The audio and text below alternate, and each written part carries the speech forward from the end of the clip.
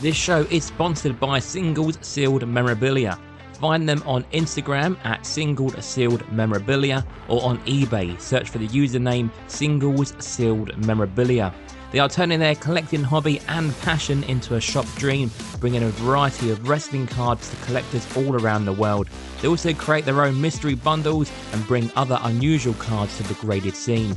They have 100% positive eBay customer feedback with over 3,000 sales. We do thank Singles Sealed Memorabilia for their support of the Squared Circle Relics podcast. And now, presenting from across the pond, it's the Squared Circle Relics podcast.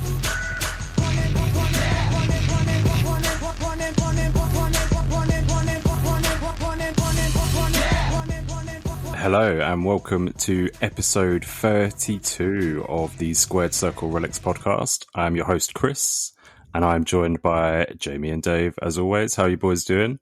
Episode Hello, 32. Mate. No, it's cool. So, honestly, they're rattling past now. Since we got past like 20, it's just a blur.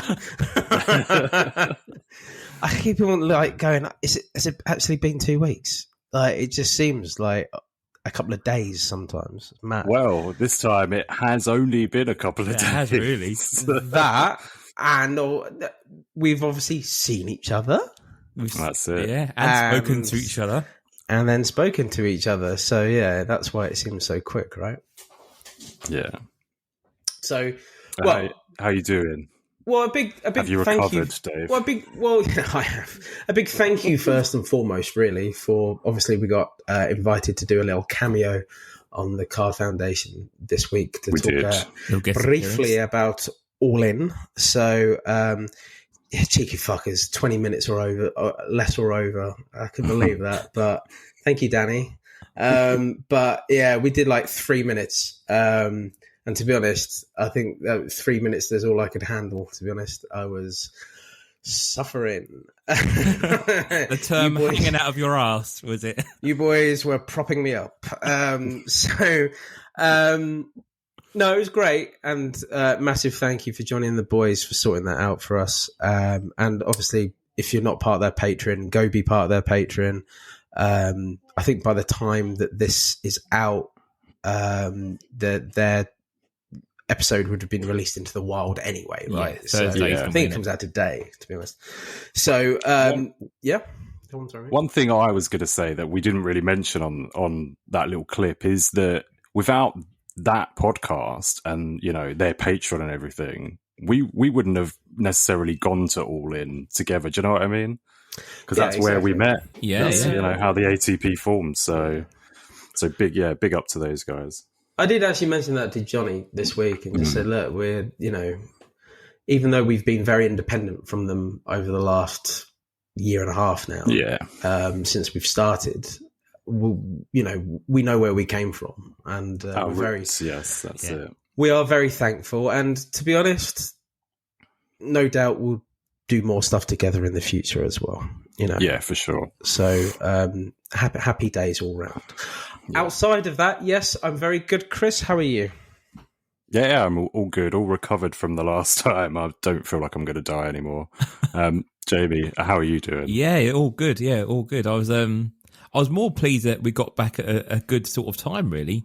I was half expecting us to be sort of out of Wembley 11-ish, you know, waiting to get out. But I think I was sort of home by 1:30, so it all worked out quite well, really. So, but it's really nice to see all the ATB guys and sort of having a chat and meeting up beforehand and sort of putting faces to names, really. So, yeah, really, really good time. Good. I got lost in London, man. I was fucking... What's the impulse diary?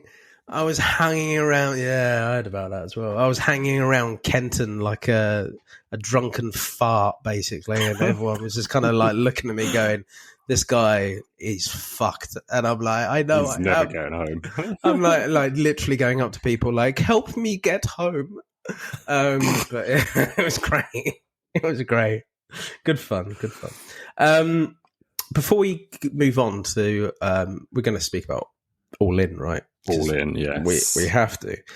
little recapo from the last one.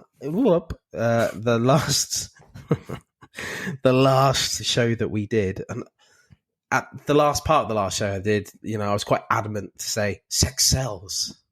And less than 24 hours later, Corey Jade shows the whole world she's got new pop-ups, which is great.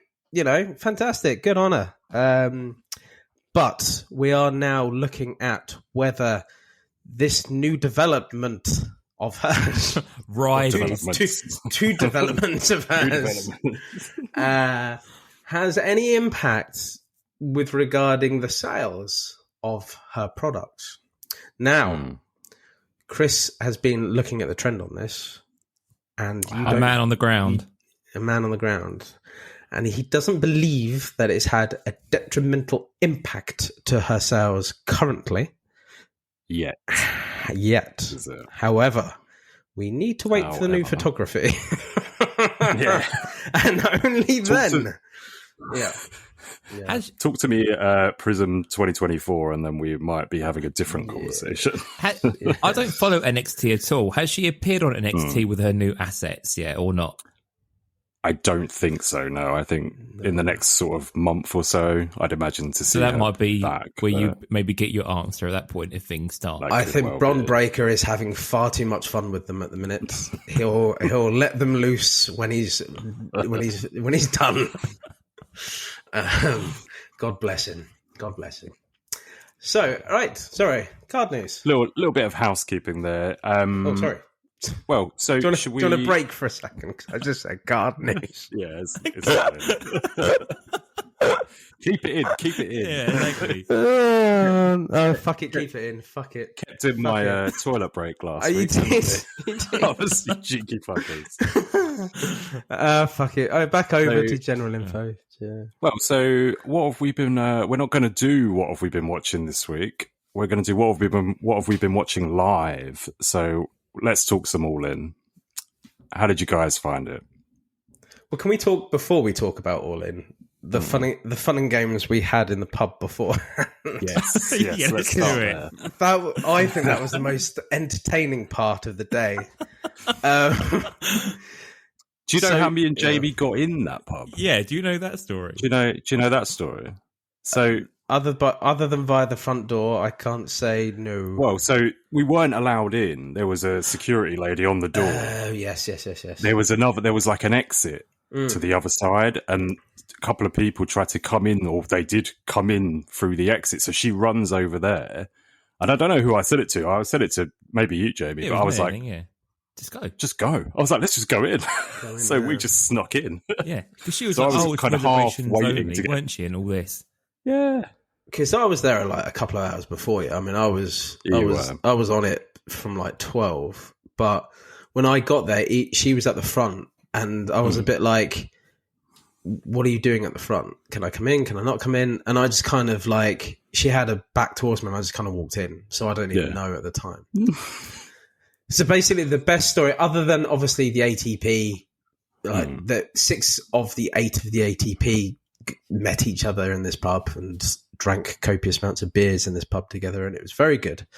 But the fun story from the pub was there wasn't a lot of space in the pub to stand around, talk, chat, whatever not. So it was we a were very outside. busy pub, actually, wasn't it? Yeah, it was a very busy pub. Really busy. So we went outside, but we went back inside to get more beer.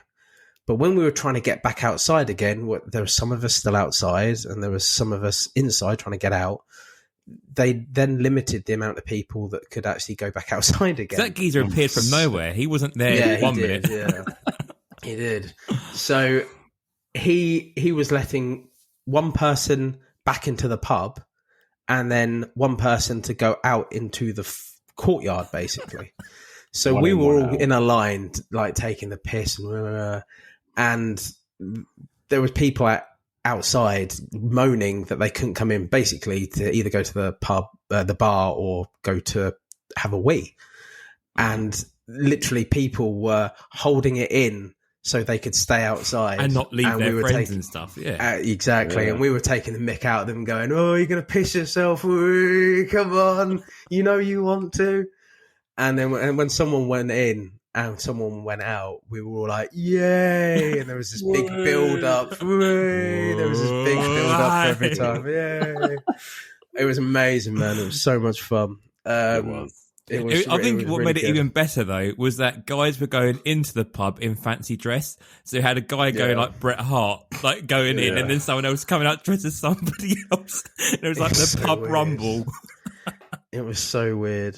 But I think that sums up the pub, basically. That's so good. Sadly, we didn't get a photo together. I went to the bar, and then I was at the bar, and Tommy was behind me, and he's like, everyone's gone. Let's drink. And I'm like, okay, what do you mean? You boys have gone off to get some food.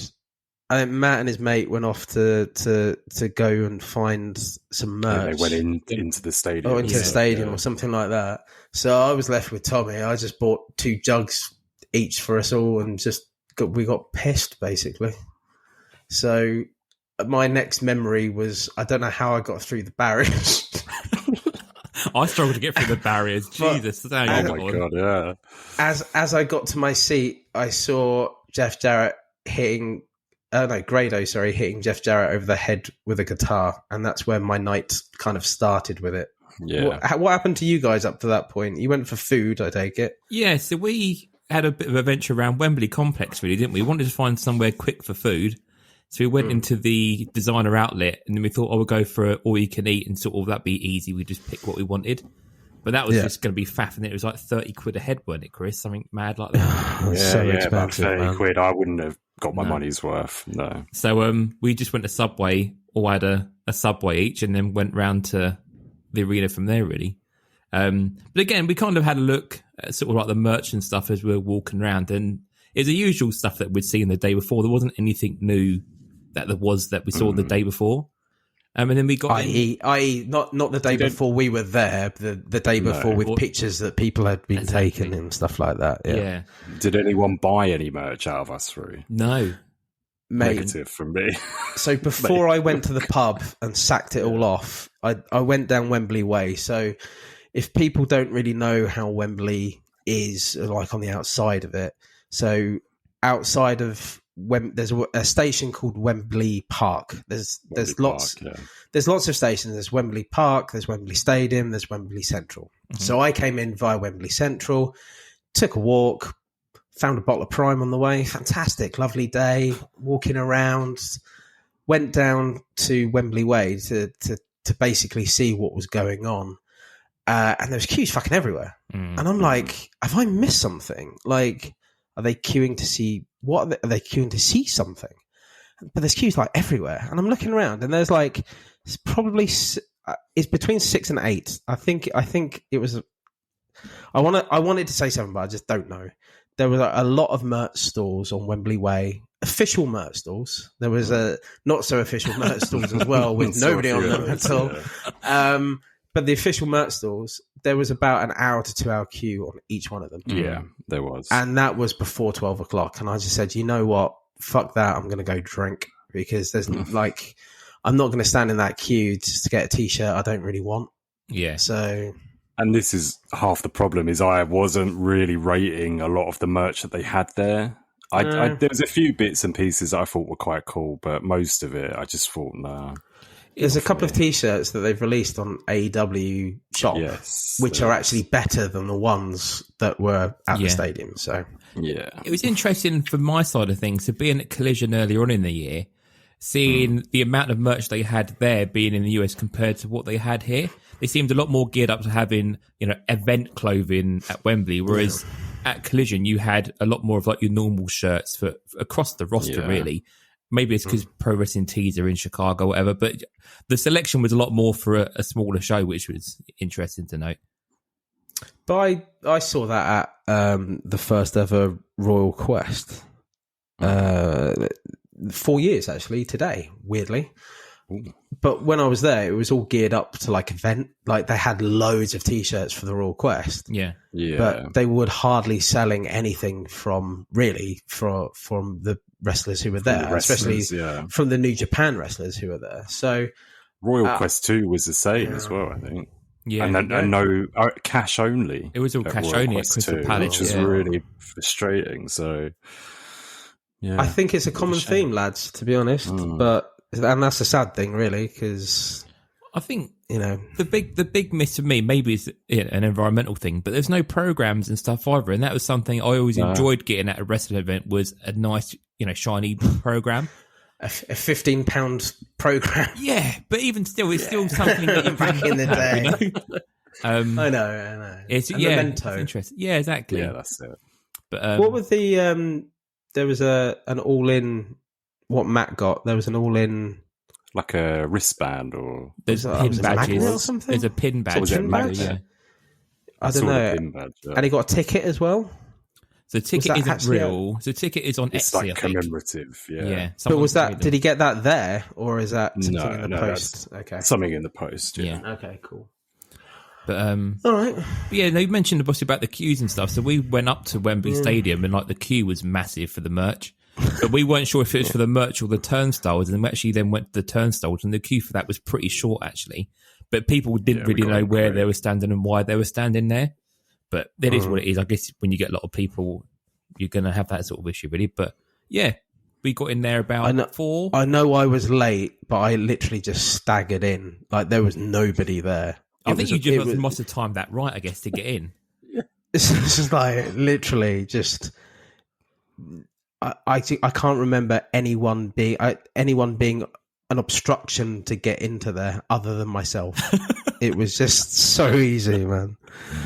But it was good times. But yeah, we got in about 4, and then within 10 minutes of us sitting down, like they had Miro coming out with the stuff with Powerhouse Hobbs. Yeah.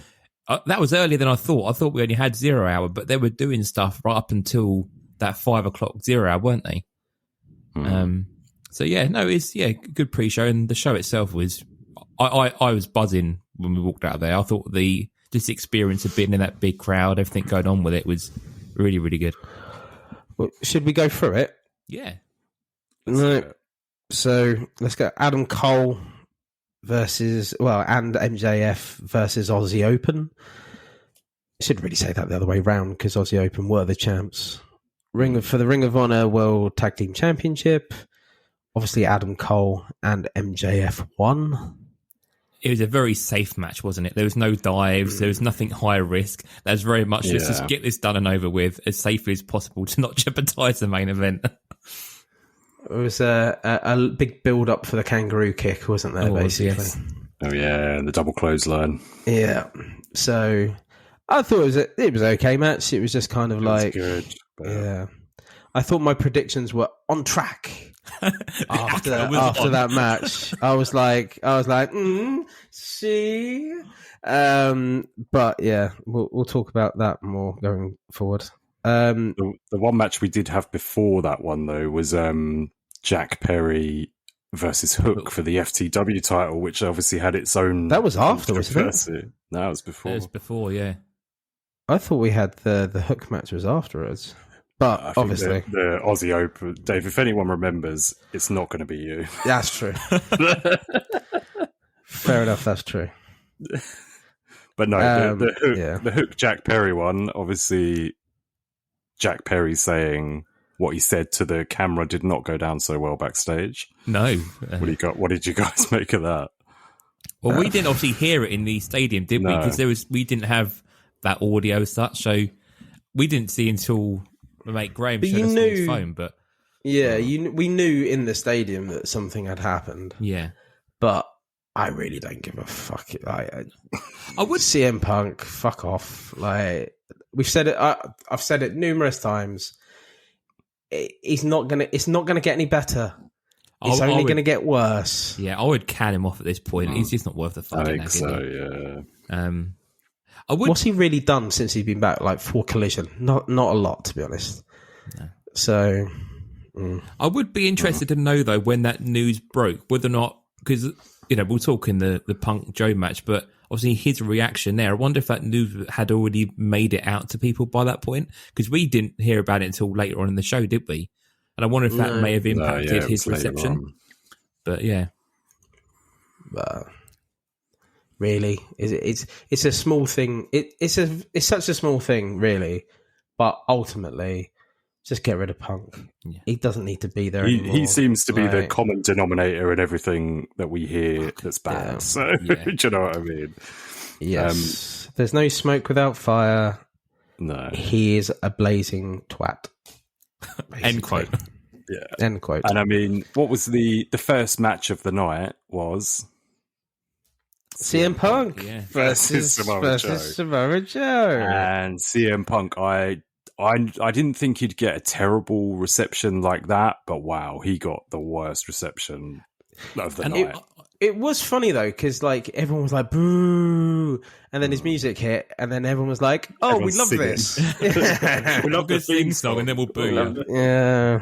I did. I have watched All In back, and CM Punk's boos don't come across nowhere near as loud as they were in the arena. You can't hear it. No, because it starts basically behind the Tron area, doesn't it? Really, and it's just you can't really hear it as much. So, but Joe was over. I enjoyed the match. Yeah, Joe was great in that. Yeah, I enjoyed the match. I like the it's a Samoa Joe fake out wanker afterwards. Brilliant. Kind of that was great. Absolutely brilliant. Great. Yeah. Bullet Club next for life. The Bang Bang Gang. Bang Bang Gang. Bullet Club Gold. I thought that match was all right. I don't think it was anything to write home about. It was just your normal TV level 6-man tagging. Yeah, it's not had good feedback from people who were there and from people who watched. I liked it. I liked Takeshita and Bullet Club Gold. Wow, I'm sold on these guys. I think they are doing so well at the moment on Collision, everything. Yeah, just really, really cool. Jay White really shows how much of a star he is in these type of situations as well. Like he looks like a big star. I hope they get a good rub going forward as well. Definitely. I've never seen a guy who can develop his craft so quickly as Jay White, and he's always had a load of shit about how boring he is and everything like that, and a lot of criticism. But ultimately, I just think he's so adaptable to situations, and he leads from the front of his matches, and I think it's great. I really do. I can understand the criticism that comes about from the Kenny Omega bits as well, because I think everyone in the UK wants to see him do a 5-star plus match over here. And I know 5-star ratings. You know singles match. But what we've had from Kenny over here is always been either a sticky match or a match, a trios match. You know, it's never been him by himself. No. Going hell to leather, like what we know that he can do and what he can produce. And I think it was just disappointment more than anything, which I got the same. I got the same kind of vibes from that 6-man as I did sort of the Royal Quest multi-bands, where you've got like Okada and Naito. Like they're just doing the main things just to get the sort of crowd going, really. But it was good to see them. I've always wanted to see Hangman Page. Like now he's at this level as compared to being on the indies. But it was fine. He was pretty impressive, wasn't he? I thought. I like Hangman. Yeah, I do too. Yeah. FTR versus the Bucks. This is we need to talk about. This is the first. Was this the first Queen gimmick that they put in? Because the Bucks were wearing the Freddie Mercury the yellow stuff jackets. Yeah. So that was that was Queen reference one. So on their main entrance at the very beginning, they had like the words stuck on it was super kick or whatever it was. What song was that you were supposed to be singing along to? I've been trying to think what that was along to in the first place. I haven't actually seen this one back. No, I need to. I need to. Sure, yeah, it just says it was like a little tune, and then it went into the Young Bucks theme, but nobody sung the lyrics to what they were trying to do. I'll listen when I listen to it. I'll let you know. Yeah, I'll try and figure it out. But I missed most of this match. We went out to go and get food because we'd obviously been like nearly an hour in at this point. So we went to go and get some more food and missed the first bit of the match. But I've seen it back since. It was a very good tag match. Chris, did you like? Yeah, I really liked it. I did think, obviously, us at Royal Quest 2, we saw them take on Aussie Open. I do think that match was a million times better. But it was still cool. It was, it's cool to see they've got a great dynamic, and they're teaming up for All Out, aren't they, against Bullet Club Gold? And I just don't see it going well for FTR and the Young Bucks. I think they're going to lose that one. But yeah, overall, I thought the match maybe should have gone on a bit later in the card. It was two big teams that, everyone was kind of there to see, the big stars. So I think maybe open with the trios titles and then close with this one. Lost in the shuffle, right? A bit. Yeah. A little bit, yeah. I'd say the one thing, and nobody has been talking about this, and this is, I did kind of I was shouting about this very drunkenly on the night, but the Bucks kicked out the Shatter Machine. It's the first time anyone's done that. And nobody's talking about that. That is so important. You know what I mean? They may have not won the match, but they did that. And that was the big win for the Bucks on the night. You know what I mean? So, but yeah, nobody's talking about that. And I think that's a massive talking point. I think, as you say, Chris, what you just said, it's got lost in the wash. Yeah. So yes, that's it. I would as well, if you want to check out Being the Elite this week. So the Young Bucks do quite a big vlog about being at Wembley and going out and preparing for the match as well, and that's really quite good as well. Seeing the Young Bucks sort of just taking Wembley in before the main event and stuff. Definitely recommend that. Sweet. Next match was what, Dave? You look like I do have a list. No, so it was the Stadium Stampede. Stampede, yeah. So I couldn't give a fuck about this match. So I there's too much going on. Not enough going on in the ring. Not enough going on that anyone could really see, and we had a good vantage point. Yeah, but it was just we did. There was just too much fucking going on. So I think they shouldn't have called it Stadium Stampede. If they called it Anarchy in the Stadium, that would have been a much better fit-in. I think I was expecting more of the Stadium Stampede style, and maybe a few more pre-tapes that they would just show, to the live crowd or something that was done, Because I think you could then even got away with keeping, Ray Phoenix in there, sort of doing some pre-tapes with him in the parking lot before and stuff. I don't know, but tell you what, the bamboo skewers to the head is fucking grim and live. Jesus Christ. Yeah, it's not my favourite thing that I've seen, but I don't know. I mean, I think ultimately the craziest thing about it is the winners of it were the side of good and not the side of bad. And we did obviously think BCC were going to win this, I think. So very surprising, but whatever. If I never see a Stadium Stampede match again, I couldn't give a fuck. Have you seen this match back? I haven't. No, I haven't seen it. It's obviously better watching it on TV. Yeah, you sort of get that split screen. You kind of pick the vibe up a lot more. And a lot of the spots that we thought we saw, there's quite a few that were missed, obviously being there live. I do like that shot, though, at the end. You've got Kingston flipping off Moxley in the barbed wire, and Moxley's flipping him back off. And that's quite they're both like hugging each other, but flipping each other off at the same time. Yeah, it was quite funny, actually. But Eddie Kingston was over as fuck in the stadium. He is. Yeah, I think most people got a good reception, and Eddie Kingston, I'm a big fan of Eddie Kingston. It's because he's got a massive black penis. Now, next match. Let's transition. Saraya Page. Obviously, this is the Queen reference too. She came out to Queen. We will rock you. And as soon as that happened, I was really shocked by that, to be honest. I didn't think they would ever pay to get Queen music on there. There's been mega money for that. But when you saw her family come out as well, I was like, fuck, she's going to win. Yeah. Foregone conclusion.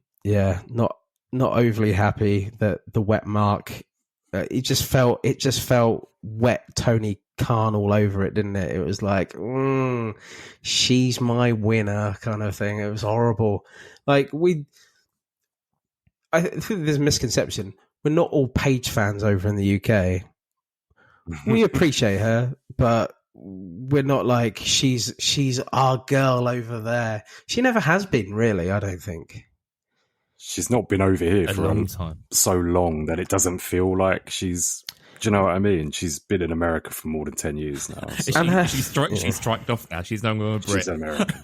The thing is, her family weren't like, they're not very well known outside of the wrestling world. Obviously, there was the film. Outside of Norwich. there was a film, obviously, but you either know them or you don't know them, and a lot of people don't know them.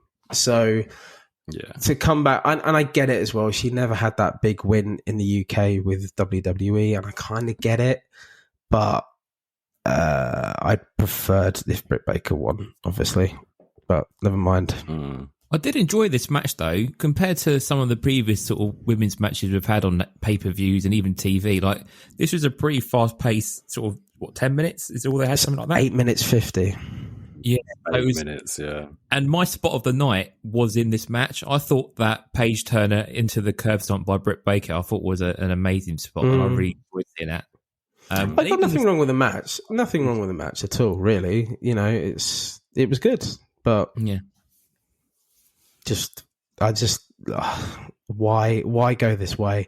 The thing is, as well, is she going to be this really great worker going forward for them, knowing that the injuries that she's had and she's only had 4 singles matches, hasn't she, since coming to AEW? So it does seem a bit. She did on the press conference.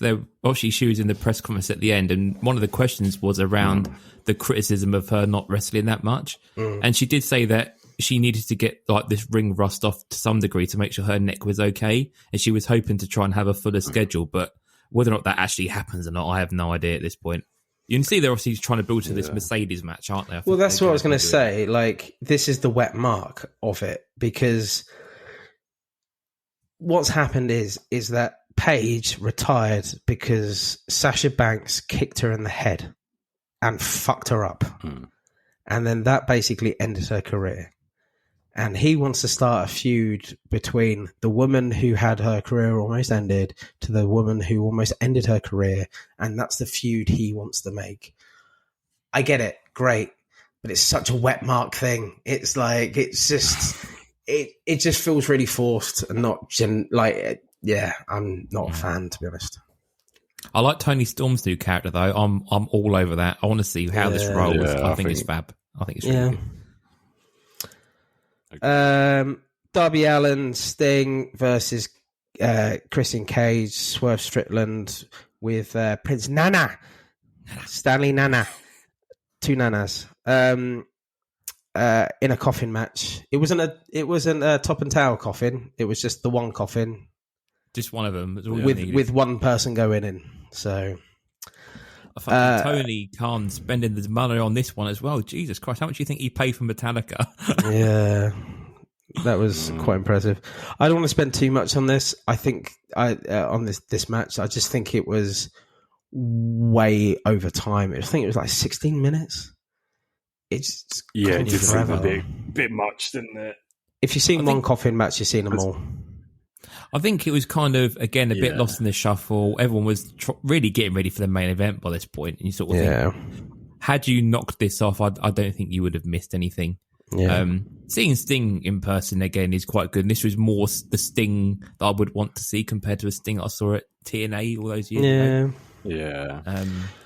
And I was glad he didn't get hurt. Yeah. That was all I was worried about the whole time. You kept on grabbing my arm going, please don't die, please don't die, please don't die.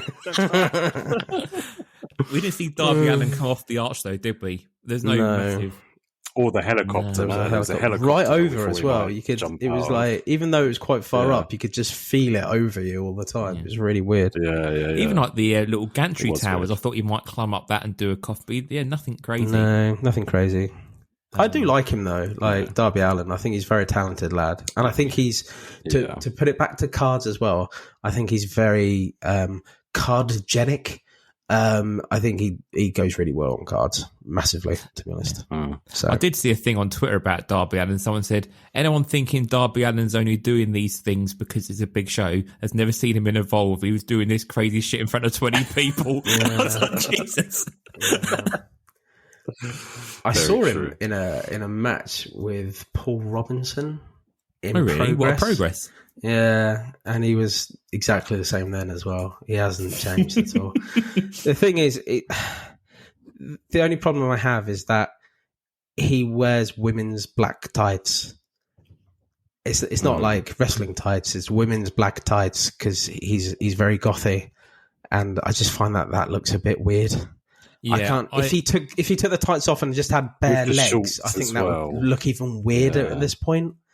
Yeah. I showed some Darby Allin stuff to Abby, and she was like, it doesn't look right. She said that's a weird look. She gets the idea, but yeah, the two together just don't go. Just wear black trousers, man. You know what I mean? Like, it needs a bit of Trini and Susanna on him. Or like jeans or something. I don't know, man. Anyway. My favourite one of the night, my favourite match of the night, Will Ospreay defeating Chris Jericho, which was the third and final Queen reference of the night, with Jericho singing his song, but doing the whole Dale thing at the start, which is obviously very Queen-centric as well. So, I didn't mind him singing his song down to the ring, but I thought the match was even better. I very much enjoyed.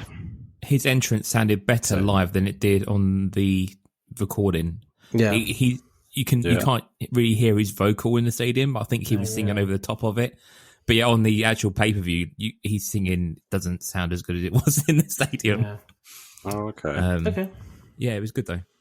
Yeah, it was good. I liked Ospreay's attire, throwback to the British Bulldog, and the whole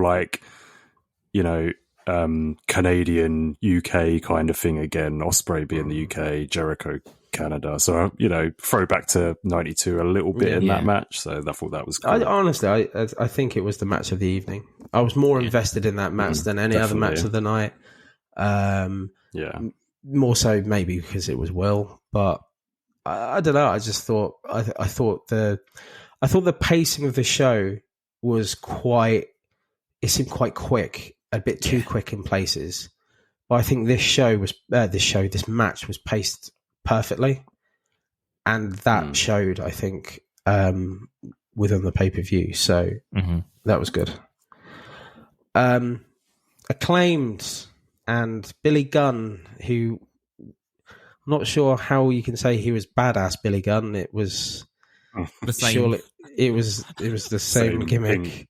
And they won the trios belt in a no holds barred match, which against House of Black, who did a little tribute to Bray Wyatt as well. They did, but yeah, I think this one kind of what we all expected. We expected the win and a big scissoring party. Dave, I was about to say, do you remember what happened here? So you were scissoring everyone. I scissored everyone. Margaret, your mother, I scissored them all. There's a little Dutch couple. Were they Dutch? The couple in front of us. They looked Dutch. They fucking loved it. No, I don't fucking loved it. They were in the front, in the back. Well, the thing is, the guy to my left of me wanted to punch me, I think. He did, yes. And I'm not sure why. And then I shouted to him, "Oh, he wants a fisting, not a scissoring," and he didn't like that either. And then I kind of when everyone was doing it, and everyone's going mad. Look, everyone was going mad, like "Scissor me, daddy," and everyone was doing it. Yeah, it was fun. And except that guy who was a miserable cunt. Knob cheese, man. Maybe he didn't know it was fun. He thought it was all a bit weird. Yeah, I don't know, but they were destined to win, right? So yeah, I feel like the crowd were getting a little bit tired after the Ospreay Jericho match into this, but I think having that massive scissoring, I think it just got everyone going again ahead of the main event, and that was quite a clever idea to get that on just before the main event. Okay, so MJF, Adam Cole, MJF retains it was a very long match, 29 minutes. It seemed to go on forever. I know that they restarted it, but it still seemed to go on for a very, very long time. Mm-hmm. I like the match fake finish. I like the fake finish. I loved it, yeah. I think it was a very enjoyable match. I think the result, obviously, is not one I thought was going to happen or hoped for. I think the thing more so about that is because it then now paints MJF into a corner. Who does he now fight? What's his rival? Yeah. Who in that locker room can match up to MJF's level right now? There's nobody. Well, MJF is a clear star, and on the press conference, like, he was really going at the fate, like, I am the face of this company, and I think you have to put the rocket to him and make him your cover star and fuck Punk right off at this point. Like, you don't need him with MJF. But the problem with doing that, Jamie, is that you still need, where there's yin, there needs to be a yang, and because he's fucked all his yangs, there is nobody to be. You need a threat. You need someone to be a threat. And if it's not Cole, who is it then? Because you know who I'd like to see is. I was just going to say the same thing. I reckon have him hold until the start doing the battle, 2024 contract stuff, and have Will Ospreay in as that challenger. Great, but I'm talking about the next couple of pay-per-views and stuff like that. So totally agree. I have no idea who they're going to go for. No. They were kind of on Dynamite this week. They're still like having this whole thing between Roderick Strong and Adam Cole, and that seems to be going down that kind of. I guess they may lose the tag belts to the Kingdom, but again, Roderick Strong. I think you might have Roderick Strong and MJF for a bit. You know, he's not going to beat MJF, but you can have a good feud out of that, I guess. But yeah, I think Chris is right. I think if you're going to hold on to Ospreay, I think that's going to be your next big thing. Unless you start doing Kenny Omega and getting him, or someone like Hangman again. I don't really know. But that's the thing. There's no near view opponent that you know. Long term, yes. Short term, no. And is he going to be kept so popular if he just? I mean, he's done it up till now, I suppose, with minimal resistance from an opponent, basically. Kind of cruise control a little bit, isn't it? I think I'm a big believer is that you can only do that for a certain amount of time before people not switch off, but are like, oh, here we go again. But you think if he hadn't had this, kind of long storyline with Adam Cole, he would kind of be like that already. Do you know what I mean? This Adam Cole storyline has really helped him out. So be interesting to see either way. Before we move on and go into the card news finally, I would say the one thing we didn't really go into it much. I think the biggest winner of the actual evening wasn't the show, the matches, what happened in the matches, was the actual show in itself, the actual production of it all. Mm-hmm. I think it's by far the best thing AEW have ever done. Really weirdly, when I was sitting there, I was like, I think easily you could get another 20,000 people in here. It doesn't seem like it's crowded on top of each other. But when you watch, and I haven't watched it all, but when you watch the pay-per-view, the scale of Wembley Stadium and the camera work and everything like that, it just brings Wembley to life. I've never seen that before. It looks rammed, doesn't it? It really does. It was beautiful. And I think for me that no matter what happened in the matches, whether we agree or disagree with them or sticking 10 fucking Queen references in there, whatever you want to do, regardless of that, my hat's off to the wet mark. Well done, Tony, for having the vision to bring that to life, because I think you nailed it, to be honest. Yeah.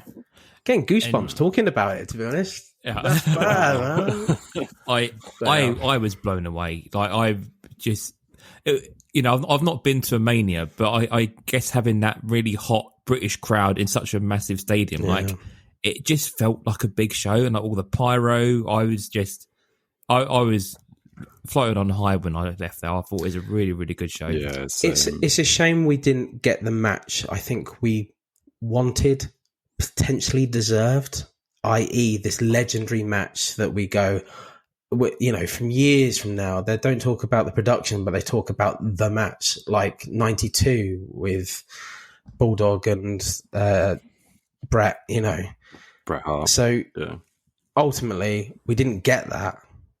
And I think that's a massive shame. But I don't know. I just think the production was so great that at the minute I'm just still buzzing about that, to be honest. So yeah. And what did you guys make of the timing of the announcement that it was going to do the same thing next year? So they're going to go to Wembley. I was already left by then, but I fucked off. As soon as the confetti came down, I was Romeo done. But they fucked that up as well, didn't they, Jay? You said so they put it on the big screen. So they had like the end, and Excalibur watching back the pay-per-view. Excalibur goes, "We'll be back here next year." But actually, in the stadium, we'd already seen it. And then Tony Khan come out and goes, "Oh, Adam, you can make the announcement," and we'd already seen it. But that was that was after the pay-per-view went off air, but we'd already seen it on the big screens. Yeah. I know that. Yeah, I mean, even I think I judgy a bit on it to be like, well, you can't do this every year.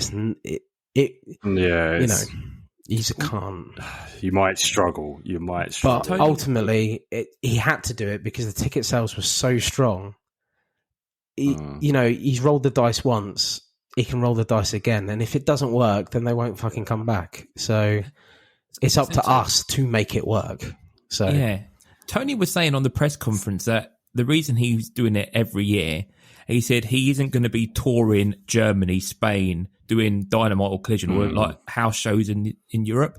He said he wants this to be that one focal point that if you live in Europe, that's where you're going to see AEW. We're not going anywhere else. That's going to be that main point. So I guess if you build that up and again with All Out the following weekend, I guess you're going to get this all in, all out week, and this will sort of be the bookend either side. And the UK Indies will grow from it as well because it 100%. Will be like they do in America for Mania. So we will get better development over here. Yeah, and then AEW UK in a couple of years, and Tony said that as well.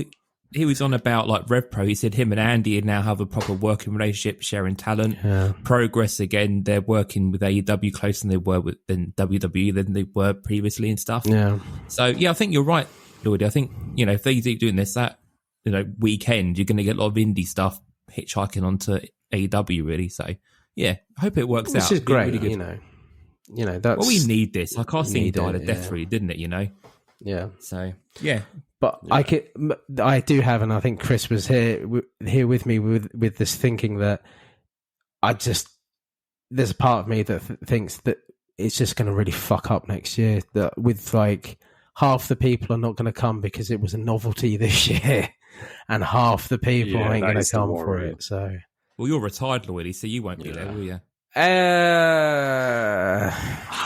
You gotta be there. What I mean.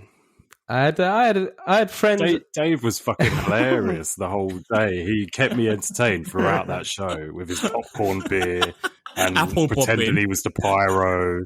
Yeah, it was amazing. He was trying to choke me with the popcorn, just tipping it in my mouth. Amazing. Loved it. Really, really fun drunk. It was good fun. I really enjoyed it. I thought it was a really good day out. I really enjoyed it, beginning to end. All you need to do is apply me with 10 pints and off I go.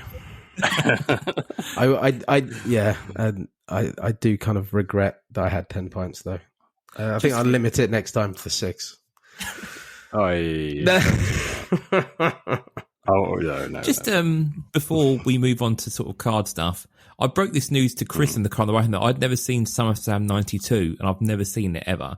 Yeah. Was there any references at all into SummerSlam? Like, was there any spots from SummerSlam, or was there anything? What was the one I mentioned in the car? It was the double clothesline happens in Warrior Savage, I think. What, in the main event where they pinned each other? Yeah, where they pinned each other. I don't think they pin each other in 92, but they definitely do that spot, I think. Nothing else comes to mind. No, other than that, nothing else. I think Will Ospreay. I think there were I think in the Will Ospreay Jericho one, they did a few parts of the Bulldog Hitman match, like carbon copies. Yeah, I wondered if FDR did anything. Obviously, being Brett Marks, I wonder if they did anything, but I haven't seen anything online. No, I need to watch it back with a. Thing is, you need to watch it back with a fine eye to exactly know what they've done. Yeah. So, well, I missed. Watch SummerSlam '92 as well. Yeah, what the sorry, hell? mate. Jesus, upset me. Mate, there's so many big shows I've not seen. I know all about them, but it's like I've never sat down and physically sat down and watched the whole event. Same as the Rumble '92. Go watch Drunk Hulk. Hulk's drunk in the. Is it really? Yeah, they're all. I think they're all a bit like David Boy's off the planet, man. Fuck. Yeah. Cool. Right. Yeah. Should we talk some cards? Cards. We're not going far because we're still talking AEW. Skybox 2022 metal, which is really 2021 metal, because all of the fucking images are from 2021. Yeah, exactly. It's out now, so it came out yesterday. It's 150 Mickey Mouse money. So, but we're going to talk more about this in the big topic, so we're going to leave it there for that one.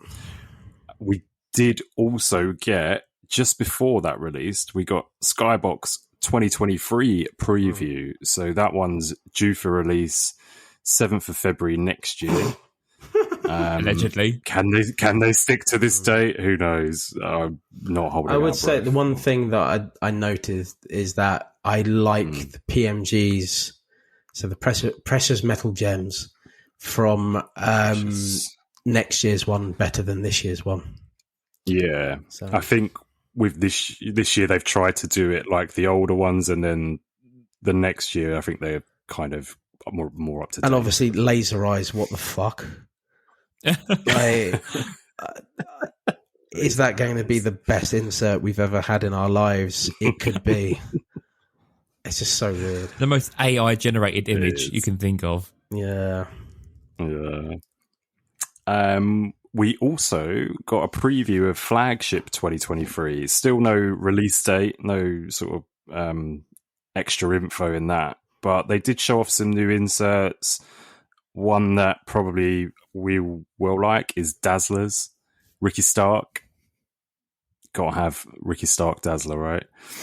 But there are five or six new inserts in this, so it looks cool. I think it hasn't been getting much love online, but the Dazzler's going to be called the Dickinson's ATP. Is that what we're going to call them? That's what we're going to call them. Yeah, the Dickinsons.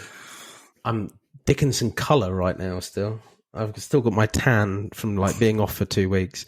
It's so funny. I saw it wasn't in the pub, but when I got to the stadium, Jamie just looked at me, stared at me, and went, "You're really tanned." And I was like, "You were really tanned." Thanks, mate. Yeah, I've been out for 2 weeks with the boy, just playing. It was weird. It's been on half term, mate. But on camera now, you look like untanned Lloydy, but in person, you were a lovely golden Sandra colour. Honestly, I was Dickinson it up, mate. I tell you, yeah. Ham chips, man. That's what I felt like. Yeah. But yeah, other than Dazzlers, you've got new ones like Mic Check. There's a women's one, but the one that everyone seems to be kind of gravitating towards is the playing cards. Have you guys seen those? Yeah. This Flagship, so people seem to be digging those. We'll see. I really would like this one to come out this year, so it's at least I think it will the right year. I prefer to get a law, to be honest, but whatever. No new news on that, unfortunately. New WWE Panini Donruss Elite has a release date of the 25th of October. We've seen a few cards from this. Have you guys seen the Johnny Gargano 101? Yes. Looks really cool. We've talked about his inscribing before recently, to be honest, haven't we? So we know he does it. But it look good. He loves that sort of thing, doesn't he? I know he does treasure hunts for his figures. He'll autograph a figure in every city he goes to and puts it back on the shelf. Like he's a proper indie kid. He's an indie geek at heart. You know what I mean? With all this kind of merch, 100%. Yeah. So on the 101, he's done his little, smiley face that's not smiley. The Rebel Heart and Johnny Takeover. So good luck if you pull that. It'd be a really cool one. This also has a couple of other inserts that I, for instance, used to collect in NBA, like Spellbound. So it will have like the letter of each. So Roman, you got ROMAN. A lot of collectors kind of usually go for these insert sets. So be interesting to see those. The knock-up image of Roman with the Spellbound had the rookie card label on it as well. Rookie. Oh, wow. Let's hope they sort that out. Funny. I mentioned that to Gelman, and he was like, "It's just a mock-up issue," and I was like, "Yeah, we'll see." I'm looking at it now. The other thing I quite liked in this is passing the torch autograph. So you've got like the example they've shown is Kurt Angle one side, and then the other side is John Cena. Again, I think these could be really popular. Honestly, that is my chase. Really, those kind of cards. Those ones. I don't think I'll go in for Elite, but I will chase that as a single. Do you think a lot of them will be redemptions, or will there be on-card autos, or do you think there'll be stickers as well? It looks like on-card, but I do think it will be a mix of both. The Johnny Gargano is on-card for sure. Yeah, but obviously Miz and stuff we've seen isn't a wrong card, but... Yeah. It's who knows? But it's just good to get on-card autos back in one of the sets, isn't it? Yeah. You just start getting your brain ticking 100%. As well. You start thinking who else could be in that Passing the Torch set, and there's some cool cards you could get, So I'm looking forward to seeing them. Not long either, actually. No, I don't think it is too long away. 25th of the 10th, isn't like it? A month or so. A month and a half, 2 months. To be honest, it is actually quite good that we get some time off from Select, a little break. Yeah. So I think we all kind of needed it, but. And it has given time AEW to actually blow their load on one product, so why not? Yeah. Price point on that one is $250, and it comes with 2 autographs, so not too bad. Very similar to Chronicles last year, which released around the same sort of time. So we shall see. Moving on, let's talk. I mean, we've had a couple of not so great moments in the last couple of weeks since we last recorded, in terms of Terry Funk and Bray Wyatt. So yeah, rest in peace to those guys. But one thing we did want to cover, and I mean, the Card Foundation covered this as well, and I totally agreed with what Johnny was saying on there. He hit the nail on the head there. Steel City jacking up prices within 24 hours. What do you guys think of this?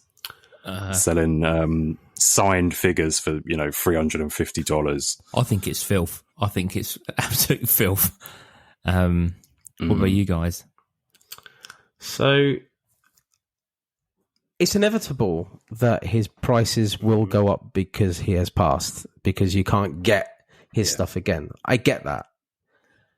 And that is always going to be the business of in the hobby or anything that where someone is buying a signed collectible, whether it be card or a figure or something like that. So I do get it from that point of view, but there needs to be a time of mourning. There needs to be a time of remembrance, and a time of, obviously, he needs to be buried. The man's not even in the ground. It was less than a day later, and the prices are being jacked up. That's not cool. And morally, that's fucked up. So yeah, and the main thing the main sort of takeaway I've got from it, and again the CFP boys did say this, is it's a company. What that makes your company look so bad. If it's just your average Joe, if it's me selling on eBay. That's a little bit different. That's, on me, that just makes me a bit of an arsehole. But to show your whole company as that, I just thought it was bad. I just it's inevitable it's going to happen at some point. And I get that. Yeah. But give it a couple of weeks. You know what I mean? There's nothing... Those prices are not going to go down in the next couple of weeks. In fact, they'll probably go up in the next couple of weeks. Yeah. So just hold your horses. Be respectful of how people are feeling about it and stuff like that. Obviously, it's his family and his friends, obviously, which this impacts, not the general public. But people did like him and they did support him. So just have some thought and feeling for people before you basically do what is the inevitable. But ultimately, it's not a good look. No, it's not. But I have got a little bit of a half-decent story. So on the flip side of it, Logan posted in our Facebook group and posted his, I think it was WrestleMania set from Topps, so Bray Wyatt card, and he said he bought it straight away, and the seller could have easily cancelled that and listed it 5 times more or whatever, but they didn't. They sent it, and it's now got into Logan's PC, and it's someone it's one of them where with they're still here, you think, don't have to pick it up now, whereas when they've passed, obviously people do think, shit, I need to grab something quick. So I had the same thing. Obviously, we're only talking beginning last week about Terry Funk. I'd seen some on-card autograph cards of Terry Funk. To Dan. Yeah, to Dan. And I thought, this is obviously just before he'd passed away, but I've been wanting to get a Terry Funk autograph thing, but it's always been outside my price bracket. And these cropped up for like $25 each. And I thought, actually, we'd had that conversation. Would you buy it personalised to somebody already? Did you buy it? No, so he obviously, I think he must have passed the next day or a couple of days afterwards. It was the next day. So, but they obviously then went back up for sale and they've now sold, I think they sold for 45 each. So there was a price hike there, but it is what it is. But Terry Funk's prices seem pretty stable. They seem to be about where they were. So I'm going to watch them carefully and see if they do shoot up. But Terry seemed to be about the same as he always was. I mean, to try and put an entertainment spin slightly on this, we've started off the pod talking about someone getting new boobs and we're watching, and now we're also talking about someone who died and we're watching their products as well. With regarding the prices, you couldn't get more either side of the spectrum, could you? Really, to be honest, God. But it's horrible. Like, you never want to lose anyone, and obviously, two big characters in a week is horrific. So it's always when it's someone who's a little bit younger as well. Like, obviously Terry Funk, I'm not saying we expected it, but if you've seen a picture of him in the last 6 months, you're kind of expecting it. Bray Wyatt was so out of the blue that I think it just hits a bit more, doesn't it? I did have this horrible thought when we were at Wembley. We were just come up to 8:30 and there was this rumour of singing It's Got the Whole World at Wembley. Yeah. And I thought, shit, you do not want this to be landing at 8:30. But luckily it didn't. It finished earlier than that. But there was this moment I thought, this is going to be so awful if this all ties in during the coffin match, Yeah. No, luckily it didn't. And then the last thing we've got on news...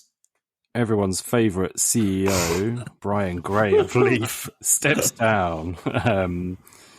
It was right after we had a load of fake autograph business, which kind of a non-story to a degree, because I think it turned out that it was a legit auto.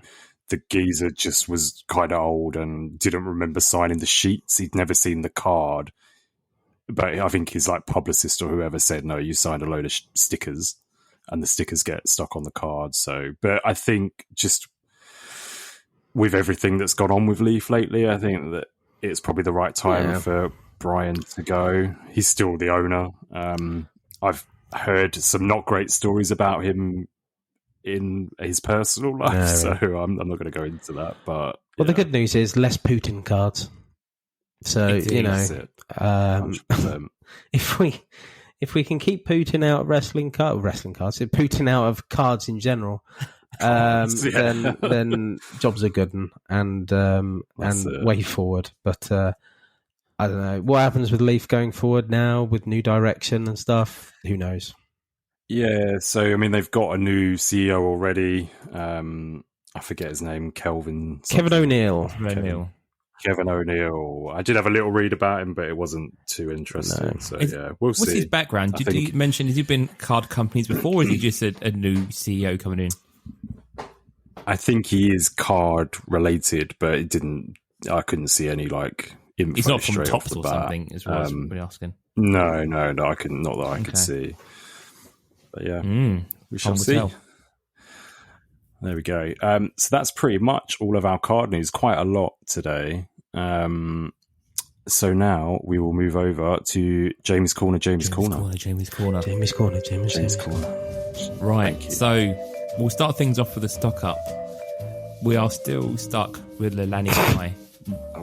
Oh, no bye Kai. Mate, this is I think this is our first actual trade on year 2 of stock up, and we're in August and we still haven't traded her.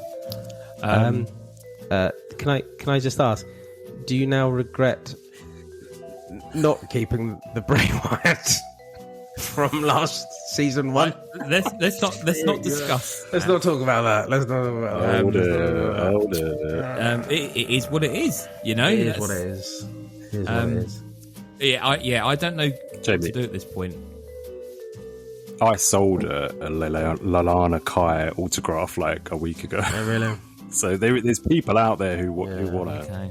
You've just got to find it. I think maybe the best thing to do, stick it on eBay, sell it, and then reinvest. Maybe. Buy something. I think you have to do, mate.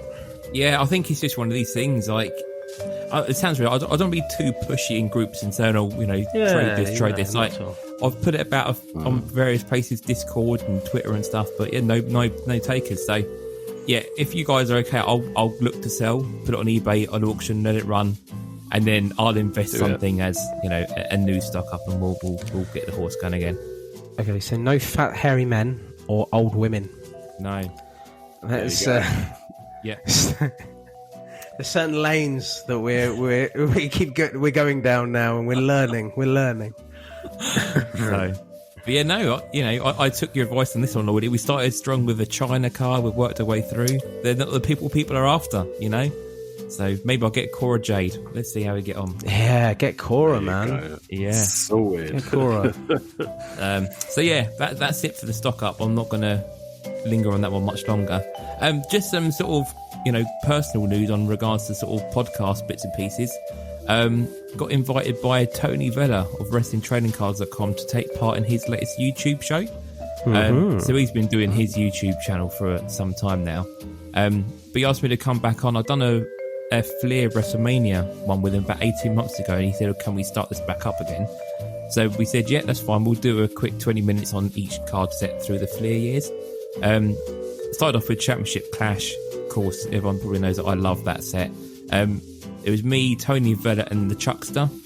Spent nearly 2 hours talking about Championship Clash. Went through all my prototype imagery, went through all stories, shared a few stories between ourselves, and it was a really good chat. So Tony said he's going to try and get that up, hopefully before the weekend. So when you hear this, it should be up this weekend. Okay. But I actually scanned in all my prototype images. We share them on the screen. We talk about the set in a bit more detail. So if you want some card nerd history, that's going to be up for you to look this weekend, which is quite nice. So thank you for Tony for that. We'll be doing more of them. We're going to go through some of the other sort of Flair sets over the next few months. So really, really cool and nice to do something else within the card scene, which is quite nice to do sometimes. So we're expanding. Yeah, we're putting our little marks everywhere. We're expanding. I've still got my my little project I'm working on with Zane and Trav as well. So more to come for that as well in the future. Exciting times. It's pretty cool. Yeah, it's interconnecting everybody and getting everyone talking cards, and it can only help everybody really. So it is. Yeah. But yeah, that's pretty much it. The more content, the better. Yeah, and that's pretty much it really from the corner. Just one quick thing. I was going to maybe look at running a competition on the Facebook page. So going to do a competition. I think we haven't done one of them for Lelani Kai. No entries for a mystery envelope. Let's hear it. Yeah. Fuck. Sorry, but you set that up like a good. Oh, that was amazing. No, I'm going to do a bit of a competition on the Facebook page, so I'll get together a little bundle. Yeah, it's been a good 6 months or so since we've done anything like that. So that's a good we'll do that, and I'll get that going as the sort of a little thing going. But other than that, that's pretty much it from me for the corner this time round. So we'll pop to the shop next door and go and see what's in Chris's nook then. Cool, right. Off to my nook. The results are in. So the topic last time, as chosen by a winner, Jamie, was Stone Cold Stunners. Now, Jamie managed to spend a shit ton of money and get himself disqualified. I still don't have the card. He still doesn't have a card. That geezer is ghosting You're me out, as well. Jamie. So I haven't got the replacement yet, and I messaged the guy, and he hasn't. I thought you were sending it straight to me, the replacement, but I haven't got it. The magazine hasn't arrived yet. Jamie, the image. Can we just talk about your image a second? It was Stone Cold Steve Austin and Owen Hart. I don't even think that was a stunner, bro. What? Oh. If you look at the actual picture, if you look at how Owen Hart is and how Austin are, I'm not sure it was a stunner. Wow. I don't know. Maybe it is, but you could have been disqualified on multiple counts. Disqualified on my own topic. Anyway. Yeah. Well, regardless of that, you still beat me, so well done for beating me. You got more votes than I did, so. But the winner was Mr. David Lloyd, El Presidente himself. Viva la Presidente! Finally, I did it, Margaret. I did it. Mate, that was a really strong card. I'm not surprised you won that there. Right, it's amazing. If in doubt, and I want to win, die cuts are the way forward. That's it. That's it. Yeah, thank you guys. Well done. Well done. Trying to be modest. Thank you very much for my acceptance. Okay, so next time round, it's my time to give you. What are you thinking? Let's go a bit filth. Oh, let's do thirst traps, thirsty traps, man edition. So I want a very, very sexy man. So the only cards that are eliminated from this are Sexy Batista from this year's select. You can't. That's too sexy. It's too sexy for this time of day. And we've already mentioned it earlier on in the pod. Obviously, Eddie Kingston's massive black penis. But the problem is that I'm the only person who owns that, and I'm not going to give that away anyway. So, and it's way out. Way out of budget. JB, there's a budget. I've gathered that now. I think we're going to say a tenner this time round, and it is £10. It's nothing. Yeah, it's £10. £10 on filth. That's yes. We're only thinking of you, JB. We just don't want you to do that. I was only thinking for the feature. I thought I can't not deliver goods. But there you go. On your own week as well, man. That was impressive. But I will just say quickly, I messaged a few of the people who voted for your card, Jamie, just to tell them that they were disqualified, and that was a pointless vote. So went down well. Okay. What was the end score? I don't even know what the end score. I know I was like 9 at some point. You were quite a way ahead, so I think you ended up on about 14. Okay, that's cool. Jamie was 7, and I was 5. That's still not bad though. So that's still not bad. Not bad, but not bad. But... Anyway, thirsty traps. Okay. Thirsty traps. Filth. Go on, James. Sorry, go on. And just a real quick thing: if you're in the Facebook group and you see the post come up, please just leave a little vote on there. It's not even a moan, but we saw loads of people have seen it and there was no comments, and it'd be nice to actually just jump on board for a bit of fun. Join in with the fun. Don't be embarrassed. Pick your favourite card when they come up. I saw Wes didn't vote for me, motherfucker. Who did he vote for? I think he voted for Jamie. Yeah, it's good. Well, that was pointless. I was like, Wes, man. I was like, seriously. This guy slipped him a $5 at All In. I was like, you know what I mean? Voted yet?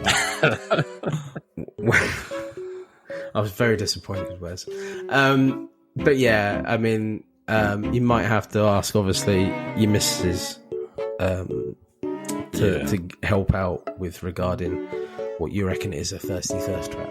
So, But hey, we can never do the women's version of it because that would just be wrong. So, but we can do the man version of it. So let's do that. Fair enough. Lovely stuff. Awesome. I love it. Love it.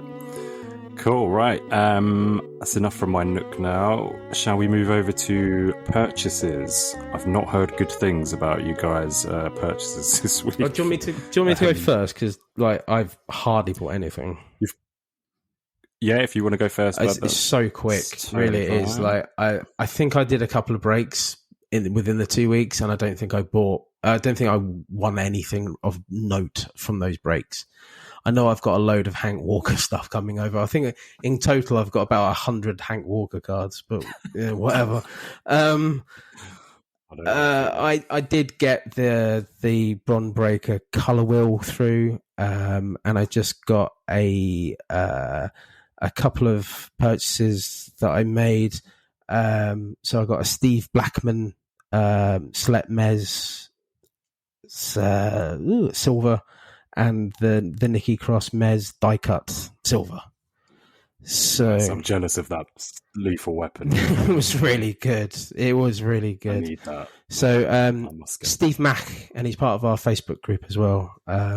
So I purchased them off him. So he's a new listener as well. So thanks for that, bud. Wicked. Outside of that, I bought some Marvel KU, which is like the Chinese. It says Chinese slam attacks. I don't know how else to describe it, but the cards themselves are awesome. I love them. Big Spider-Man fan, so I was collecting a few Spider-Man bits from that. I've got one here, actually. I'll just show you. That's a pretty cool card. It's really nice. Shiny. Cool. They are cool. Yeah, it's really shiny. I like it. So, I did get. I needed to get some top loaders and stuff, so I did buy a couple of packs of Father's Day, and I thought, maybe finally I'll actually pull some WWE card from these packs. Did I fuck? No wrestling at all. The best I did out of them was an Anthony Richardson, who I believe signed for the Colts. I think it was the fourth pick overall from this year's draft. But they were all in their college uniforms, the ones you got, weren't they? Yeah, so even the basketball, like a retro image sort of thing.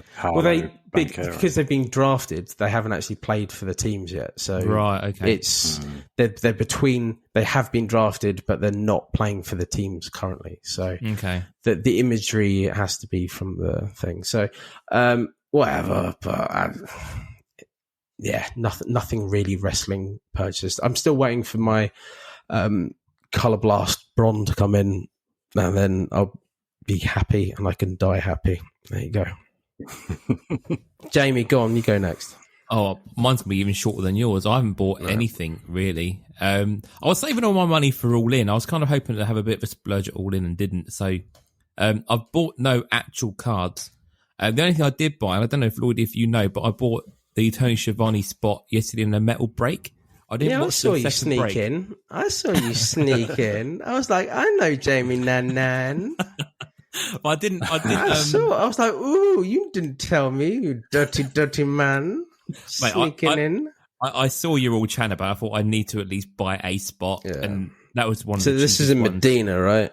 Medina's breaks, yeah. But it was in the second case, so I went to bed. Did you watch the second break? No, it took him about 7 hours to break the first. Not to like sell the spots, but it's just the breaking of those 16s. Take 16 fucking boxes, isn't there? Yeah. Well, it's. I watched the end of that, but no, he was nowhere near the second one yet. It's just like the way he opened them, like it was like they're really sticky together, and it was like, yeah, I get that, but use a fucking pair of scissors or something like that. Like, go quicker.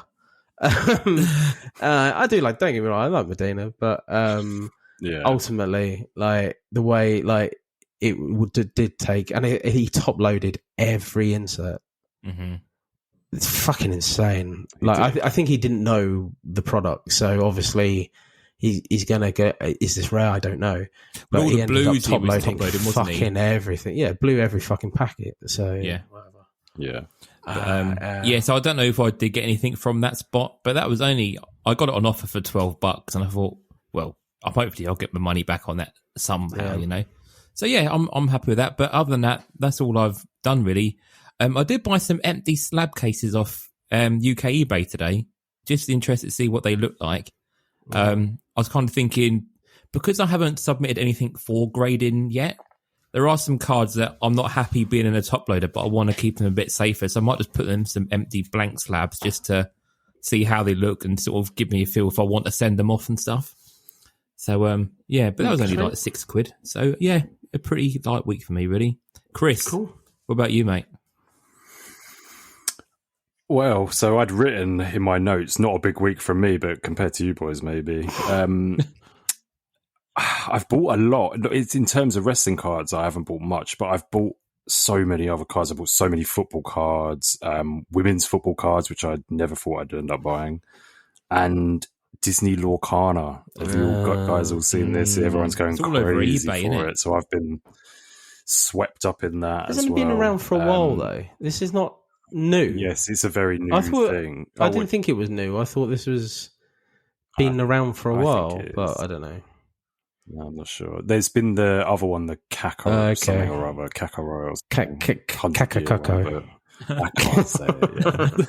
That one. But yeah, I've kind of been waiting for Skybox Metal to come out in terms of wrestling like boxes. But now I'm on the fence because of, we'll speak about that in a bit. But anyway, so I have picked up some cards. Slam Attacks Chrome. My man Dave Nagel, he hit me up with some of the good stuff. So I managed to get Drew McIntyre 50 to green, a Future Endeavours Lacey Evans 25 orange. Run it. See you later. Bye-bye. Yep. And lastly, Black to 10 Apollo Crews Future Stars. Not sure. Future Stars. Maybe not. So yeah, big up Dave as always. With Dave, I always do this thing in my head. So he sends me a picture, I tell him what I need, and then I set a price in my head of what I'm going to pay. And I say, right, if it goes over, I'm not going to pay it. He always comes in bang on what I've got in my head. So I do appreciate him for that because he doesn't take the piss or anything. I'm going to mention him later on as well, to be honest. So there you go. Cool. So he doesn't listen to the show, I don't think, either. So he does not, I don't think, no. Whatever, Dave. You're fine, bud. Hi. 2 Merlin Gold, Series 2. Now, they're the yellow border ones.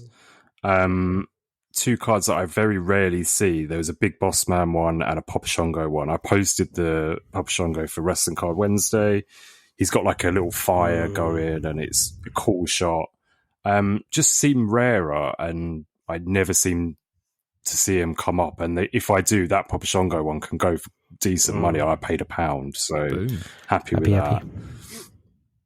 Happy. And then the last thing, I got some cards coming. They haven't come yet, but they're coming from Belgium. Yeah. So that's the Dutch. They haven't arrived. Yeah, that's chocolate. They haven't arrived yet, but man, I've never seen this set and it looks weird as fuck. So the one I got, it says Ashley, as in Massaro. The picture is 100% definitely Tori Wilson. Jamie, did I show you this? At Wembley, and I hadn't seen this before. And it's licensed, but fuck, it's an awful set. It's terrible. So I picked up Dave a card as well. I'm not going to say what it is because I'm going to send it to him. But man, it is, Yes. It's terrible. I did have a look online. There are some other cards that have the same kind of fuck ups on them. So it's mental. I love a fucked up card. Love it. And it's so, bloody love it. It will go in your PC. Bloody for love sure. it. So.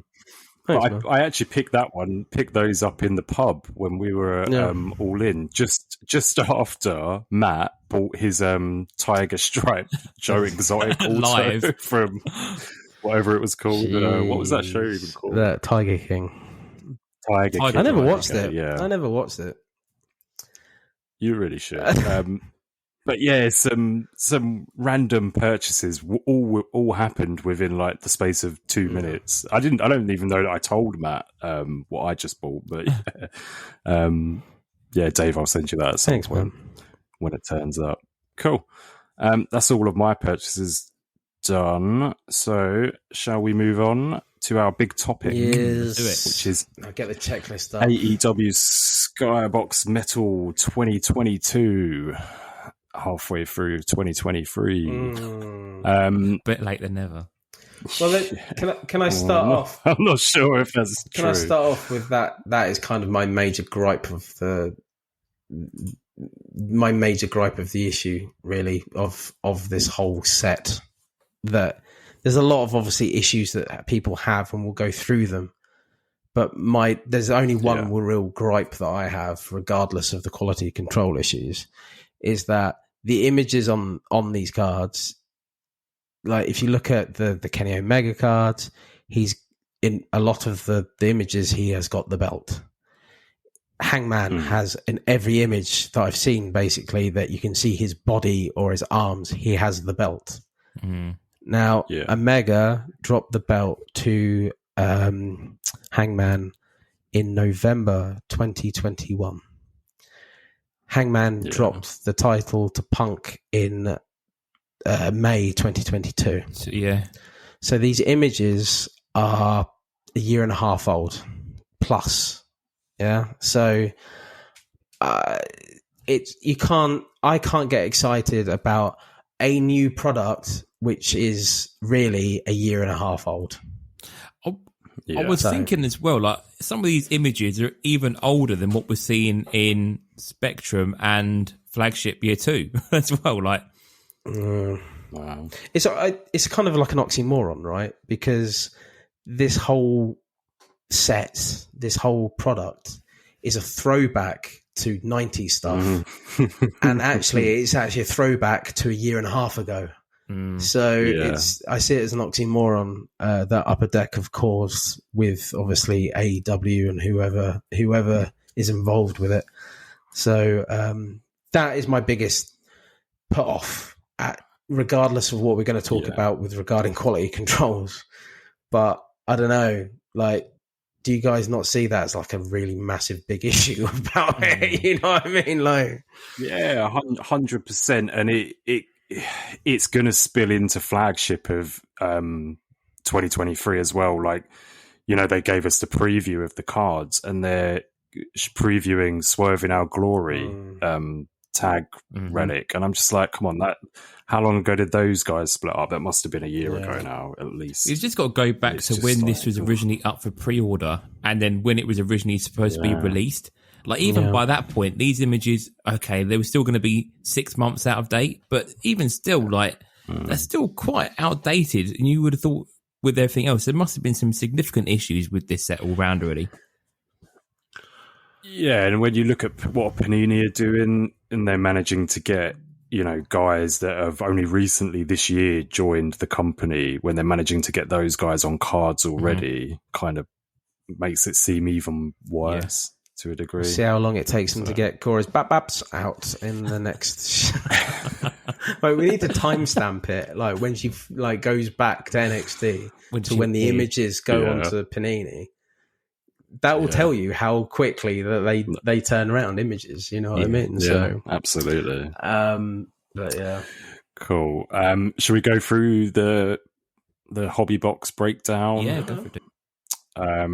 So in the actual boxes, you're looking 15 base short print cards, 5 Bonzo Gonzo, the merch, and or technicians. No laughing at Bonzo Gonzo. 3 of the 97-98 retro cards, which have got the kind of like space thing behind them, right? 3 Skybox premium cards. Which are like gold. 1...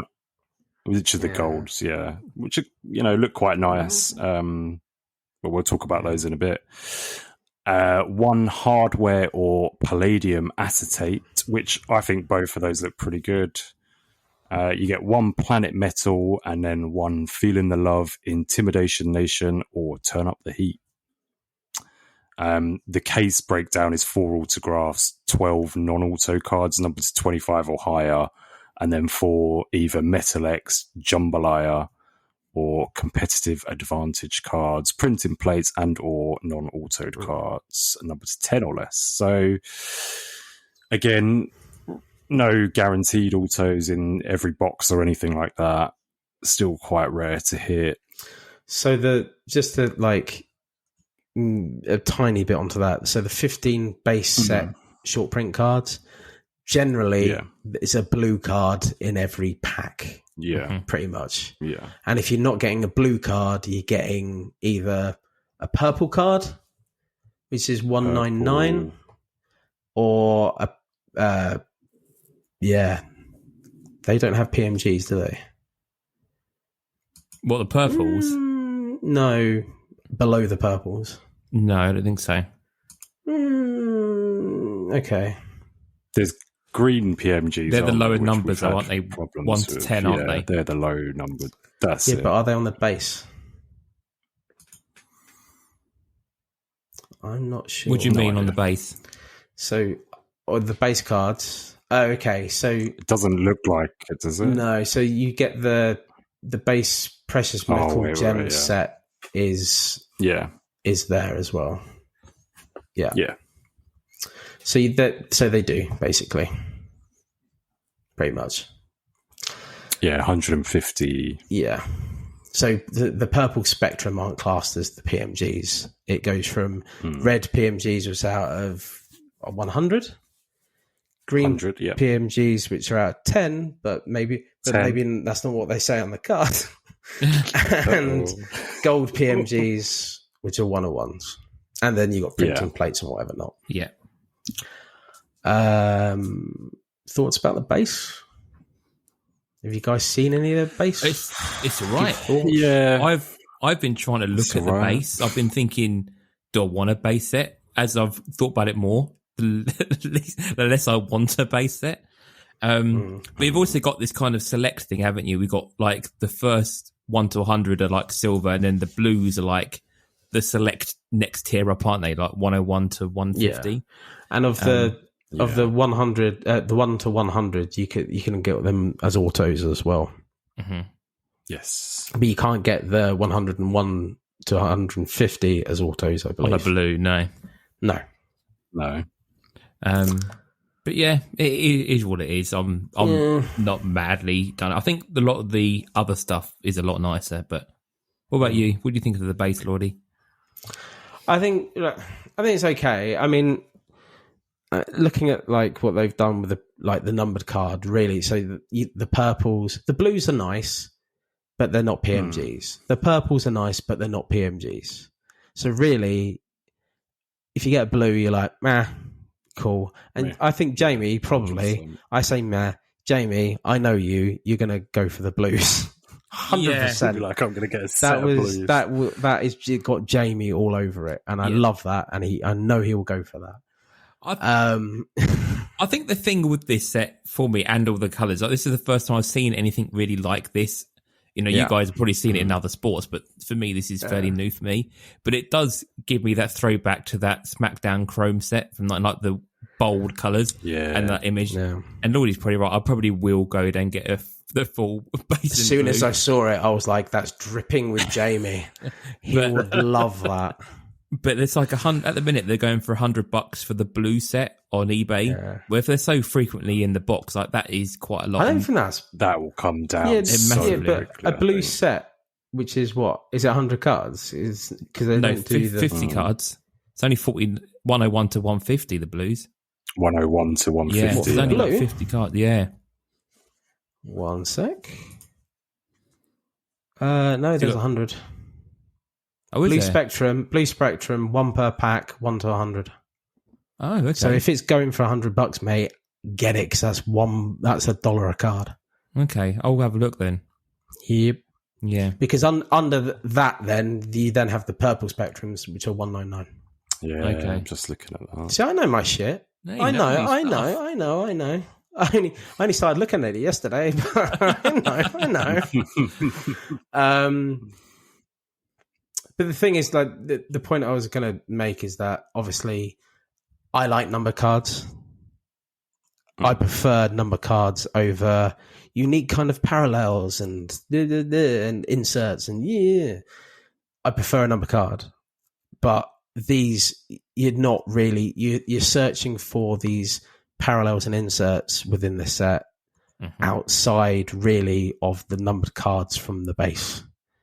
You'd be lucky to get a PMG even at 100, and I think that's really bad. Like, you're chasing a card out of 100. Yeah, like, that's shit.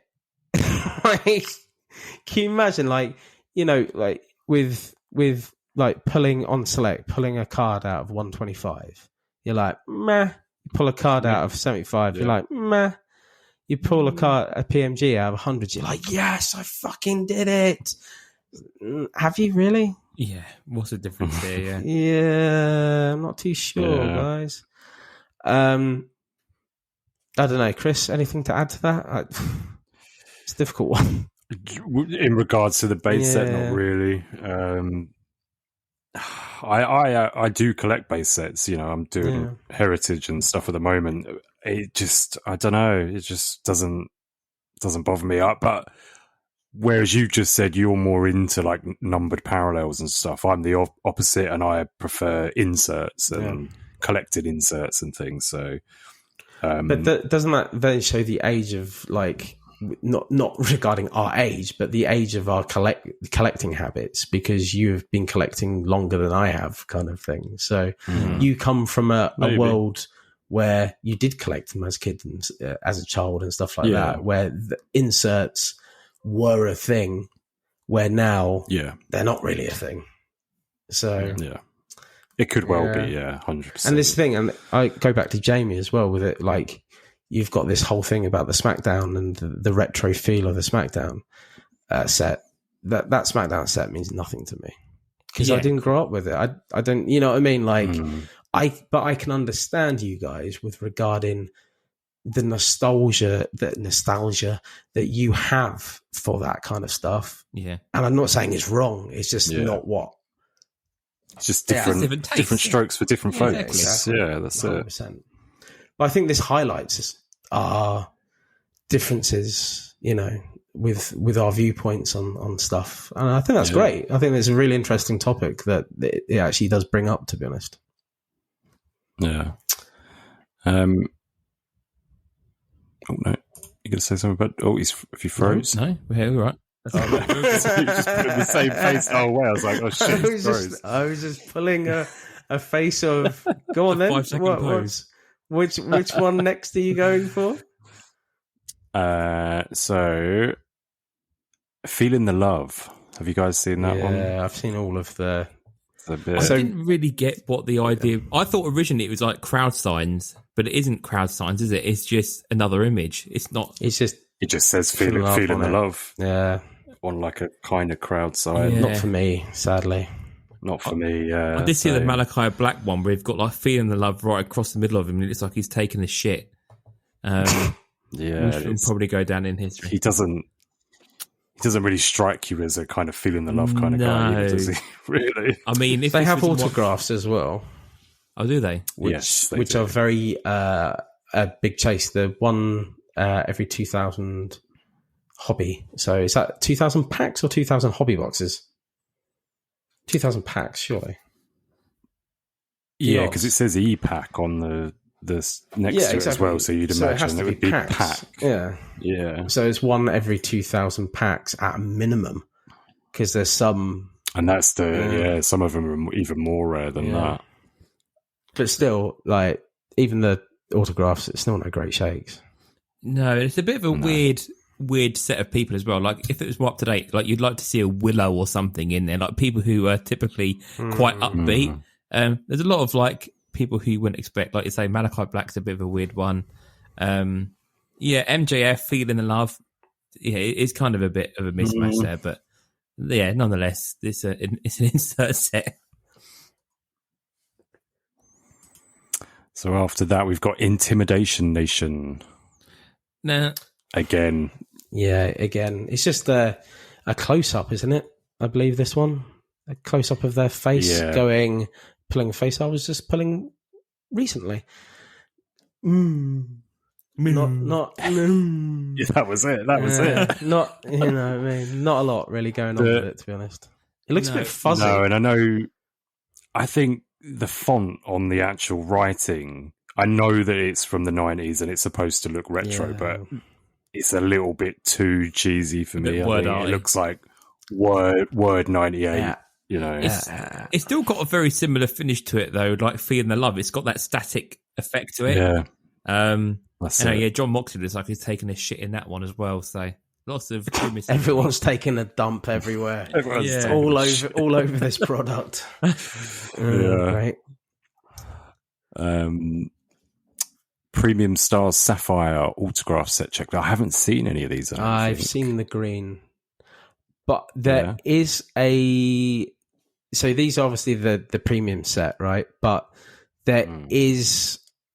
I would say with the green, I'm not sure if it's numbered to 10 because I saw on that first first case break, and I've heard other stuff with number to 100, right? But I'm not sure that this is numbered at all. So I'm not 100% sure on this, but this is we need to look into this. Time will tell. But on the case on the Medina case break, I'm pretty sure he pulled the. Oh God, what's the girl Wes likes in House of Black? Julia Hart. Oh, yeah, Julia Hart. I'm pretty sure they pulled the Star Emerald Julia Hart autograph. Yeah, I did see that, and I'm pretty sure they said that they didn't have a number on it. Right. Okay. But I don't know that for certain. I'll have to go back. But it was late last night. I was tired, but I'm pretty sure. There was no number on it. Okay. Anyway. It looks nice, though. I think it looked pretty cards. It does look nice, yeah. Nice to see one getting pulled, basically. And that was like a one. Where's Julia Hart in that?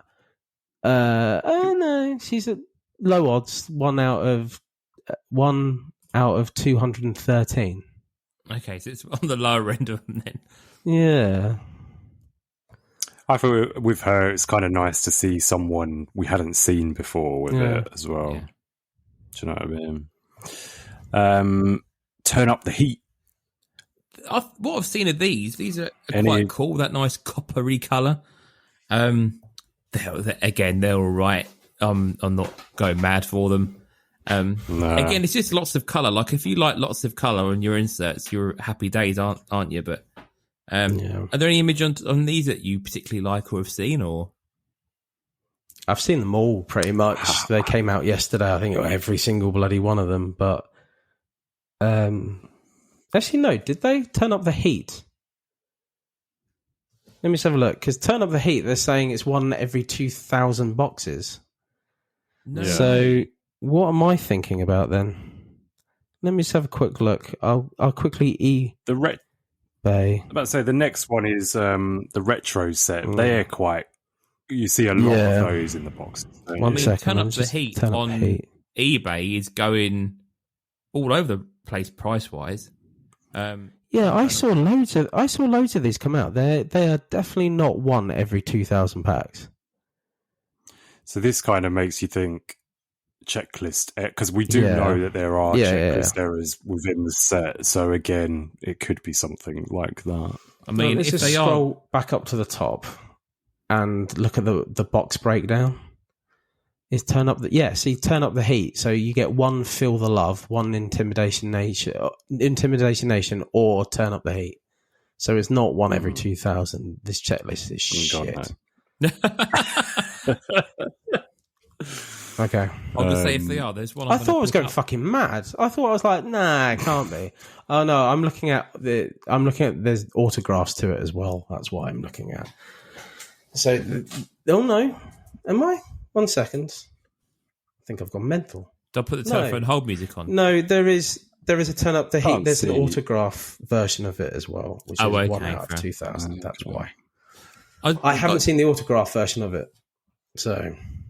I would like to see a Luchasaurus in this set. Yes, there isn't any Luchasaurus, but I think that would have been a nice card to have in this set. But It'd be interesting to see where they put the autograph, because Turn Up the Heat is actually quite big.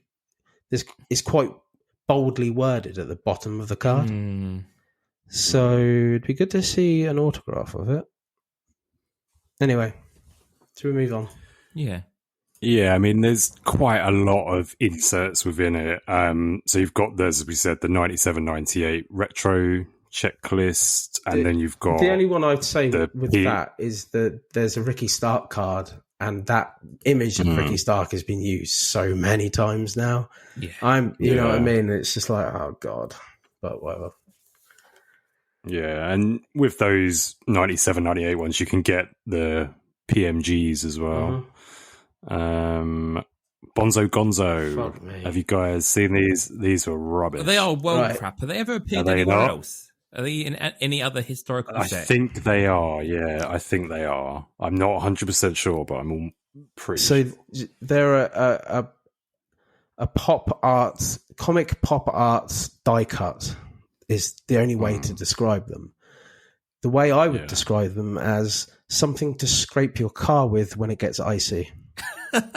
Shit. Yeah, basically. Really, I reckon it'll get really in there to get that ice off in a brisk January morning.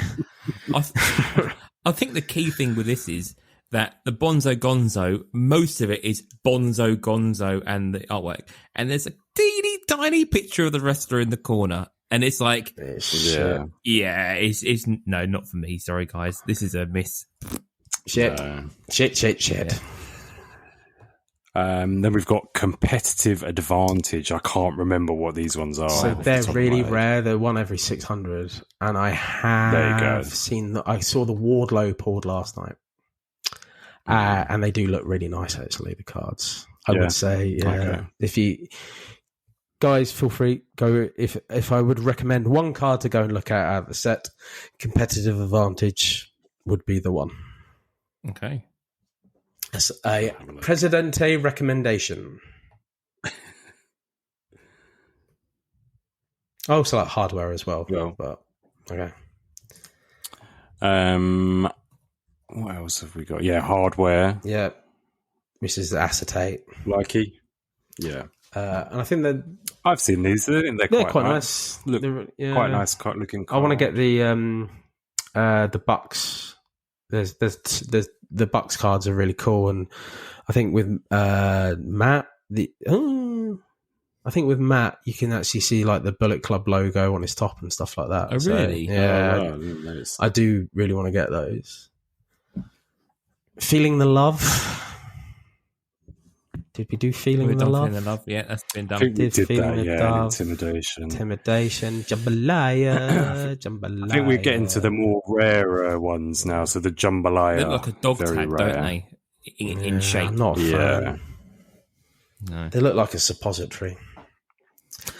I'm not big old fucking suppository. I'm not a big fan, to be honest. I know how rare they are, and blah blah blah, but whatever. I don't know what makes it a jambalaya either. Like, it doesn't look anything like a jambalaya. It's got no colouring of a jambalaya. It's a very weird card. Not for me. I get that every product needs this one card that people are going to chase, and for that to be it, whatever. I do like saying the word jambalaya though. So there's that. Moving on, the Metal X. Now these are pretty rare as well, aren't they? Pretty rare, but they look awesome as well. I didn't know what they were, and then because I hadn't seen them, it's the only one I actually had to look up. And I think I've seen these. Yeah. I know, fantastic. Yeah, I think. Yeah, I don't know how. I'm sure Medina pulled one. Did he? Time, I didn't see. I think so. In the end, yeah. Okay. I think nearer the end of the break, he did. They're a case hit as well, actually. So, yeah, he would have really cool. They are case hits. Yep. Cool. So, there's some nice images in them as well. They're all good action shots. 100%. They remind me of the images that you would had on the canvas cards, like a real good action shot. So I really like these actually. Same, yeah. Next up is Palladium. These are the acetates, aren't they? Well, there's two acetates, and these are the very clear acetates. Yeah. I didn't see the point to them. Like, I could make this fucking card. Like, seriously, it's a sticker on a piece It was of quite plastic. funny because you can't actually read the word palladium. No. So it's like yesterday there was people guessing what they were called, and I'm like, what does this actually say? And I obviously knew what it was, but I didn't think to help anyone out or tell anyone. I mean, I like the concept of them. I think the way the palladium's written across them, there's not a single card has the word palladium clear enough on them. They always say pallium or allium or palladium. Yeah, or palum. Yeah. So, I think they could have designed them better. But having a clear card, that's pretty unique. We haven't had a clear card, have we, before? It's unique, but I don't think it looks that good. No, and I don't think it's a bit too sparse with regarding even if they cut it a bit to make it into a shape, but it just seemed really weird. Like, it feels like something I could make, and if it's something I can make, it's shit. So Fair enough. I don't know how flimsy they are as well. Like, if they're quite solid or they're quite like a wobble board. Yeah. It'd be interesting. Are they like acetate cards, or are they something completely different to that? Or I don't know either. I think this is kind of one of those ones we need in hand to really judge. For the price of them, I'm not going to get one in hand. Let's put it that way. Next one is Planet Metal. Yeah, weird. I don't remember. It's these are the sort of half moon. Half moon. Half moons. Full moon. I quite like the look of Total these. I think these look cool. I think what advert was that for? That was Jaffa Cake, wasn't it? Jaffa Cake advert. Jaffa Cakes. Yeah. Full moon, I've half seen that moon, recently. total eclipse. No, I think they look quite good, to be honest. Like, I think the images of the people on them are very good. So, because they're like full-sized images of the guys. Those Russian knockoff cards. I like these. I like them. There's parallels as well. I think there's like a gold, and is there a base and a gold of them, or is there? There's definitely a gold. Yeah. Yeah, the golds are out of 1 in every 60. Okay, I only say because I was looking on eBay, and obviously some of them look really blue, some look really gold. I don't know if it's just scans or just the way they are, but yeah, they're a cool card. I've got nothing against these at all. Cool. What else have we got to talk about? Skybox. Technicians. Well, we've got Skybox Premium. Skybox Premiums. They're quite cool. Again, I can't think. Those are the gold ones. That right where they've got the long on them. That's right. They've all got long. Yeah, we'll get into that. We'll get into that in a bit. But we'll do that in a minute. Yeah. I think they looked right, to be honest. No, these are nice. Yeah. The other ones are the merch. I quite like the merch ones. I think they were quite unique. Again, I think there was issues of those. Yeah. Technician cards, I could have left them. No, I think that's it. Massive. Yeah, I think that's the whole thing. So shall we? I mean, we alluded to it a fair few times. Yeah, let's talk about the shit. And we say actually that's it. There's a fuckload of different cards in this, isn't there? Jesus Christ. Yeah. Oh yeah, big time. Do you want me to just list the quality control errors and then we can go from there? So Dave just said it. A lot of these premium set ones have long written in them. So you've got Mark Long Sterling. You've got Eddie Long Kingston. Eddie Long Dong Kingston. And then you've got Stock by Long Hathaway. Amazing. So Stock by instead of Stokely. Long Hathaway. So, yeah, excellent. Before we move on from that one, let's just take a moment to recognise they fucked up Mark Sterling's rookie card. Oh, it is, isn't it? I laughed for about 7 hours last night. Well, that's That's why I tagged you, because I was like, "Oh, Dave will love this." I know. I saw it last night, and I was just like, couldn't happen to a nicer guy. Yeah, never mind, Dave. Never mind. He did comment on it as well, didn't he? Oh, did he? Yes, saying who's Mark Long. The thing is with it, like, where does that long come from? Is it just like a font thing, or is it like a header they put in there, and they've just left it behind? I have no idea how the fuck. No idea. AEW apparently. Sorry. Upper Deck apparently. Upper Deck. There you go. Upper Deck. Yeah. You've also then got. I mean, we had Eddie Long Don Kingston a minute ago, but then we've got Eddie Kingdom on the 1 of 1, which I would be sending that back and saying, "Fucking change this, like, sort this out." Seriously, the 1 of 1, insane. Then we got the merch shirts. I haven't seen one of these where it hasn't had whiting or like it's miscut underneath the armpit of the shirt. Awesome cards. I love the premise of it. I saw them. I saw dings all over them yesterday. Just terrible. The thing is, it's such a complicated shape, isn't it? Like, I'm not surprised they're so bad, but you would have thought that he would have done so many test runs to think, is this going to be achievable on mass production? You would have thought they would have looked at this. Yeah. Yeah. And it's been done before, like NBA have done basketball shirt shape cards, and they never had this problem, so it can be done. Then you've got the green PMGs, so number to 100, they are meant to be number to 10. So there's only 10 of them, so you would get one to 10, but it's the 10. Stroke is not to 10, it's to 100, every single one of them. To 100. So all of them. So it looks like you're getting one out of 100, basically. Really going to hurt your resale value if people don't know. First thing. But if people don't know. Yeah, like... so I don't... Yeah, that's it. So I thought it was 1 to 10, and then the, like, 10 to 100 were reds, but that's not the case then at all. It's a fuck up. No, so the 1 to 100, the out of 100 are the reds. Oh, okay. The greens are supposed to be to 10. Meant to be to 10. They are to 10. There's only 10 of them, but they say 100. On the card, it says instead of 10, they've put an extra O on it. And then the reds will start at 11 to 100. Oh, no. Shit. No. So the reds are 1 to 100. Right. Oh, Jesus Christ. So the greens are 1 to 10. Should be to 10.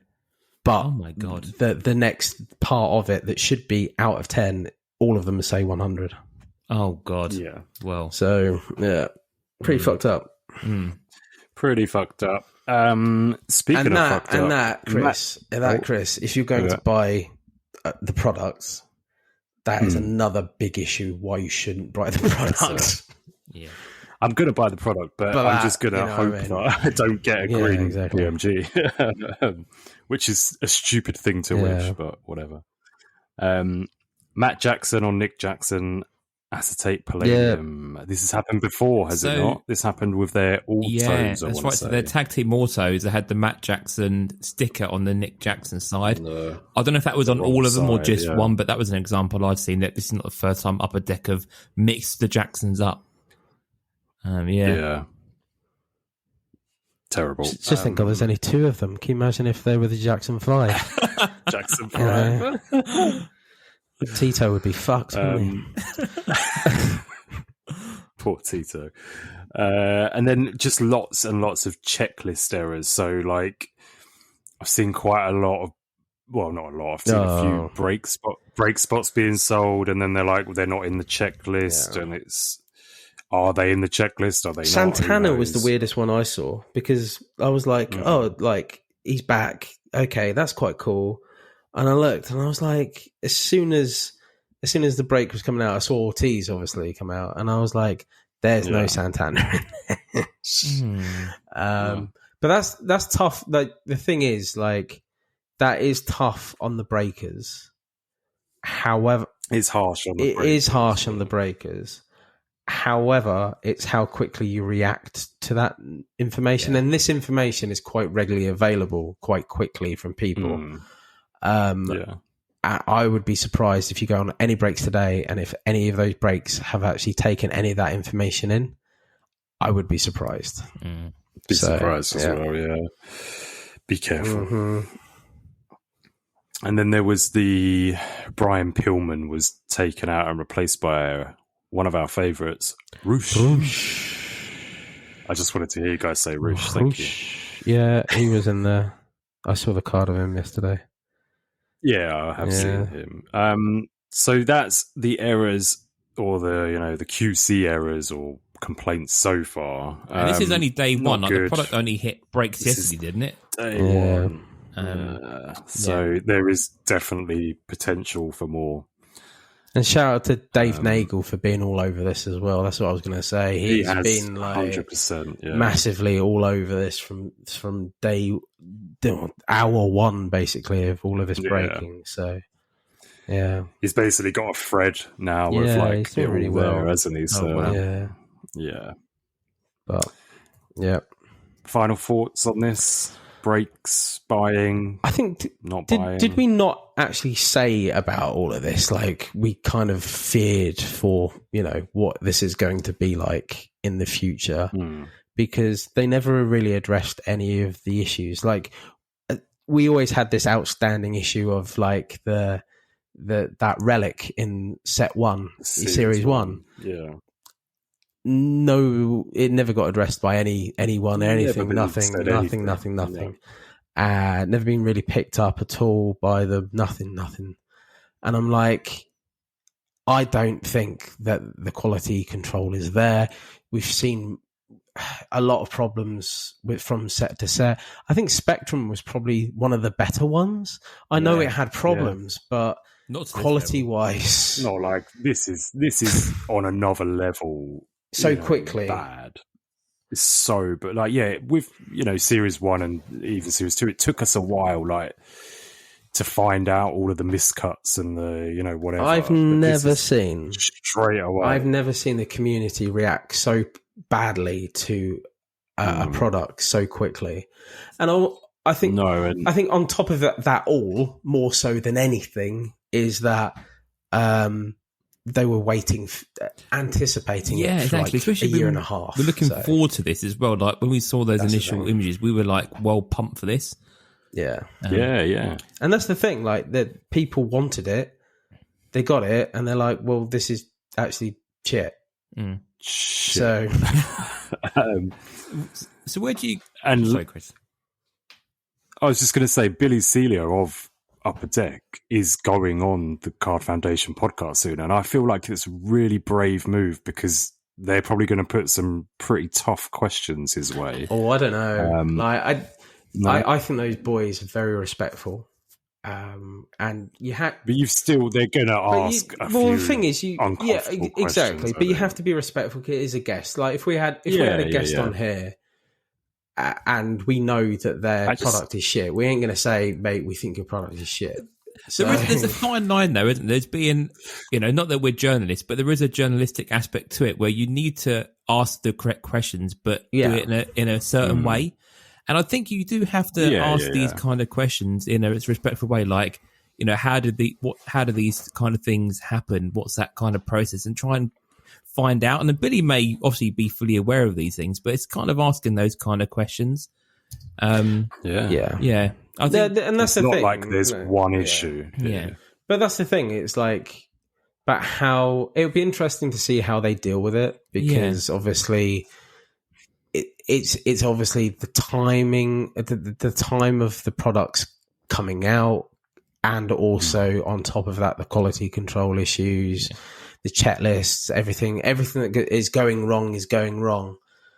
The wheels are falling off a bit with it, and it's like, I feel bad for the guy in the sense that he has to try and answer and potentially defend it, but ultimately, don't be in the job if you can't do that. So, well, there's also he is a card guy as well, so he knows the level that's expected, and he knows what people like in the hobby and how it goes. So but he's the same guy. He's said to people before, and we've heard stories about this, is that I wouldn't get that graded because it's shit.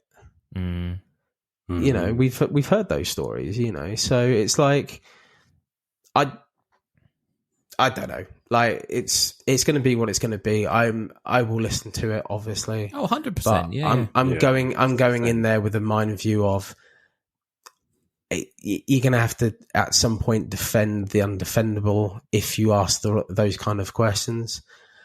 I think they'll be quite respectful towards him because even P-Bear said before they ain't going to. Yeah, exactly. They ain't going to get him in and go, "You mate, what the fuck? You mate, this is shit, mate, bruv. This is shit." Or as he said, as P-Bear would be, "Bruv, this is shit." Bruv. And it's like, but he's not going to do that because they're very respectful guys. Of course that. So, but. Send him on the squared circle relics. Well, give him a grilling. Well, no, I wouldn't do that. I mean, I would ask about the relic from the first series and say, please, take that away from you. Take that away and actually get me an explanation of that. That'd be lovely. Please. Yeah. Other than that,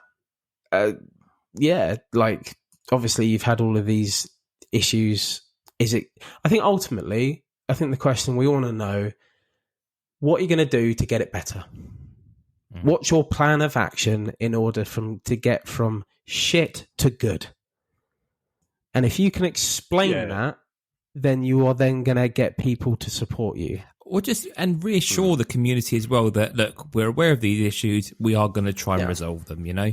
Yeah. Because end of the day, all we want is... how, though? And that's the thing. Like, you can't just say, oh, we're going to, like, great. We'll do better. Yeah, exactly. Will you? Yeah, I don't know. But... we're not sure. But I was just going to say, ultimately, what we want is AEW cards that are more up to date and that don't have these quality control issues. It's not a massive thing to ask, in my opinion. And more frequent. So, frequency is a thing as well. I don't think you could get any less frequent. You know what I mean? I do feel overall, though, that Upper Deck and AEW stuff is a lot better e-pack wise and digital releases. Like the quality is better, the imagery is better, it's up to date. And I think that focus on that side is much better than what we get in hobby and retail. But yeah, we'll see.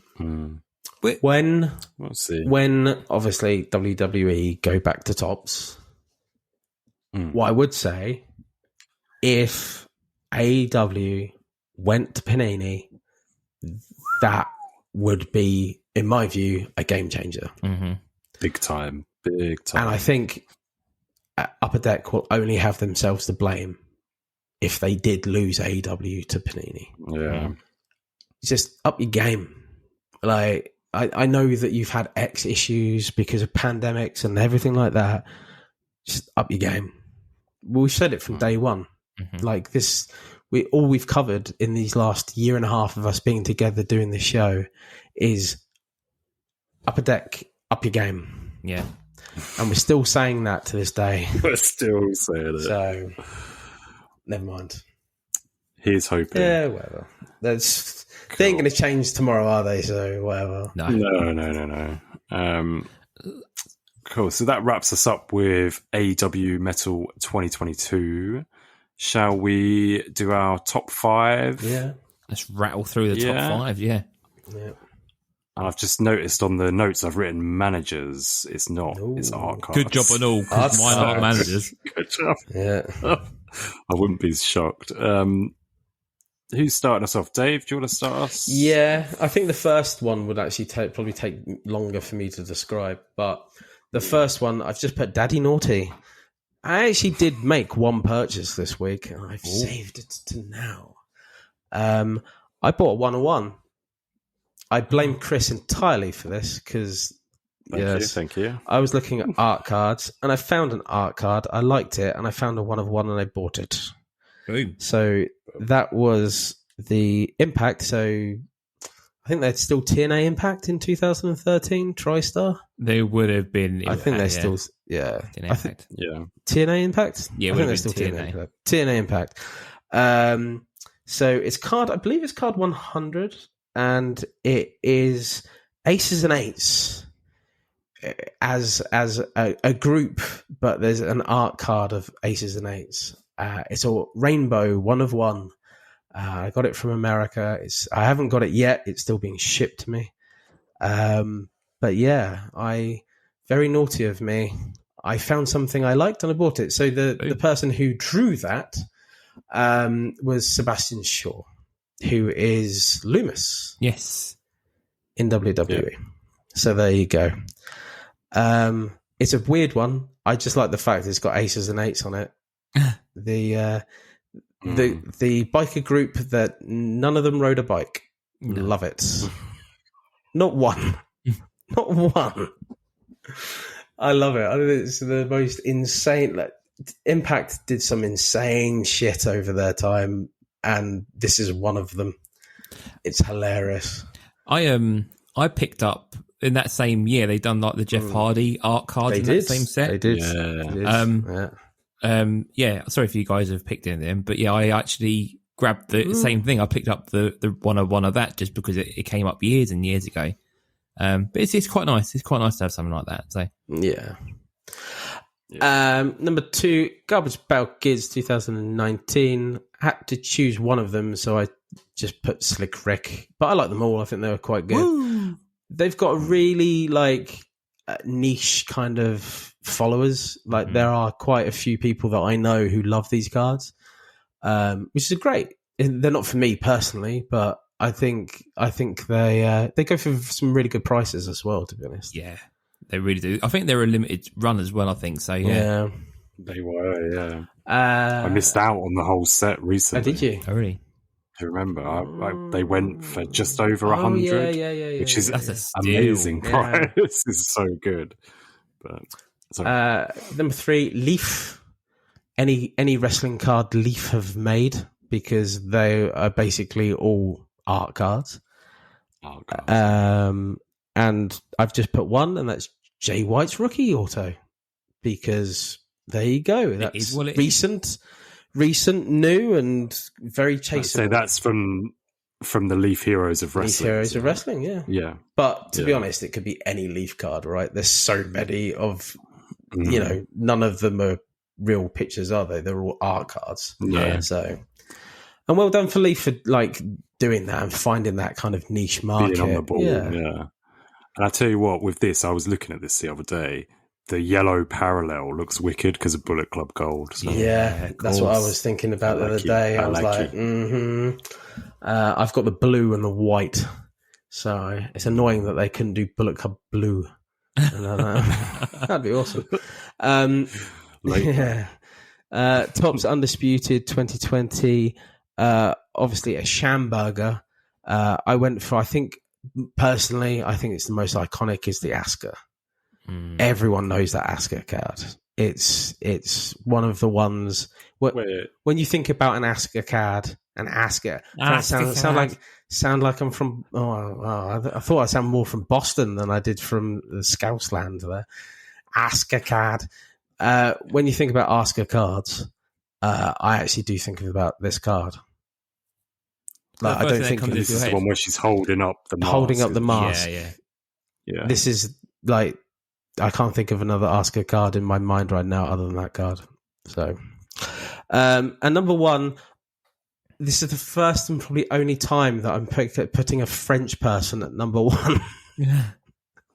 I had to look this up. Alan and Ginter. You know it though, don't you?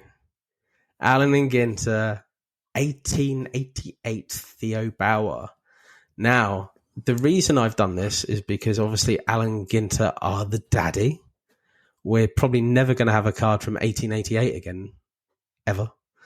And I think the Theo Bauer one with the big moustache, people look it up, please. Is your quintessential folding his arms. Is the quintessential image of what it was. And that's the daddy of all art cards. We started with art cards. We started with Alan and Ginter, really, back in the day.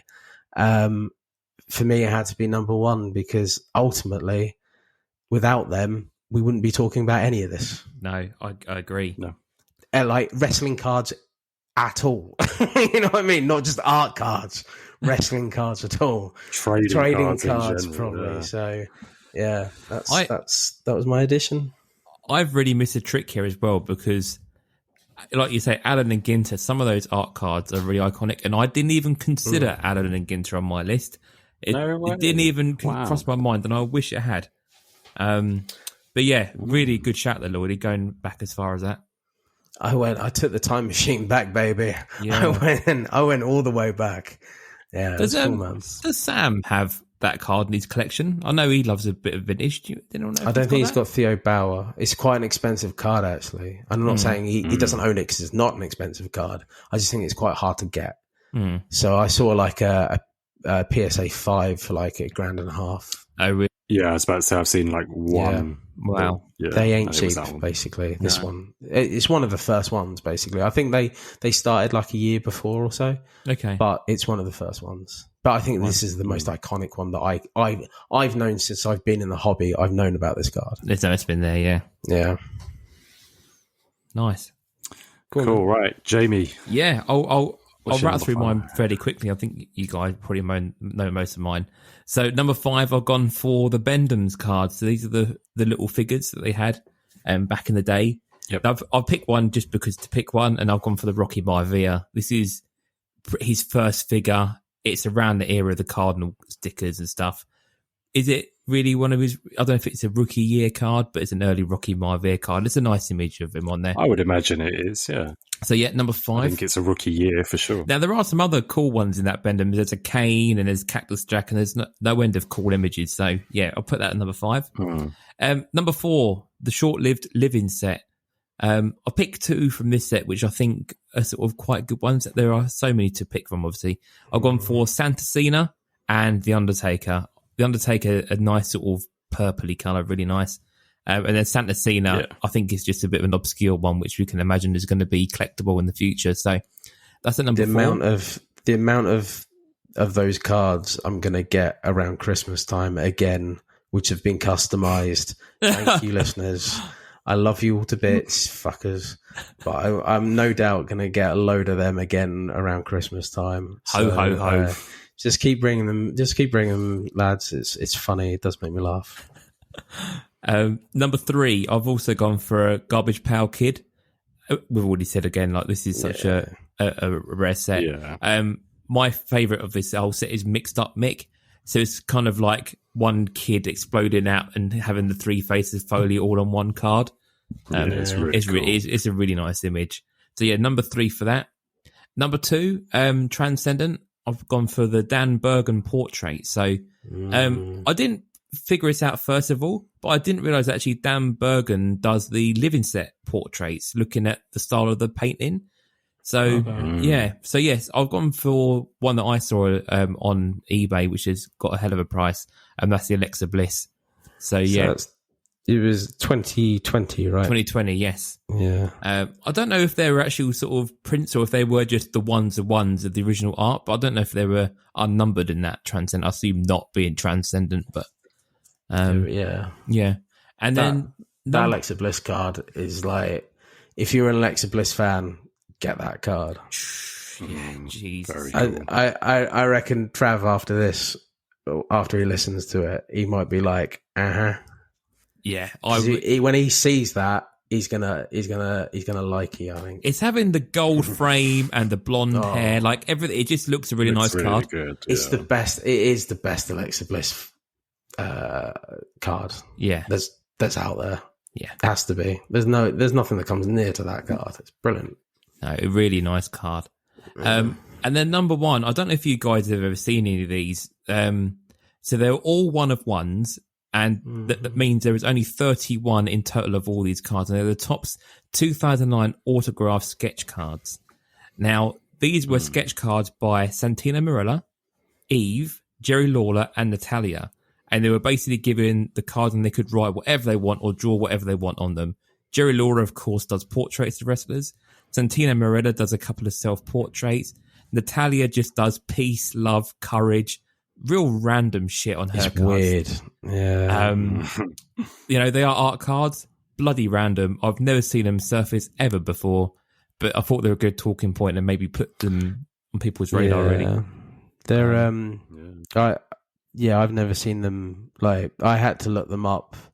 I've seen them before, especially these Jerry Lawler ones, and I had seen the Natalia ones before, but I've never seen them up for sale. No, never. So, and the Jerry Lawler ones, there was no print of them within that Topps 2009 set. It was only the one-of-ones, and then we started having the Jerry Lawler inserts in later years. So, if you want an original Jerry Lawler, these were that set to first get them in.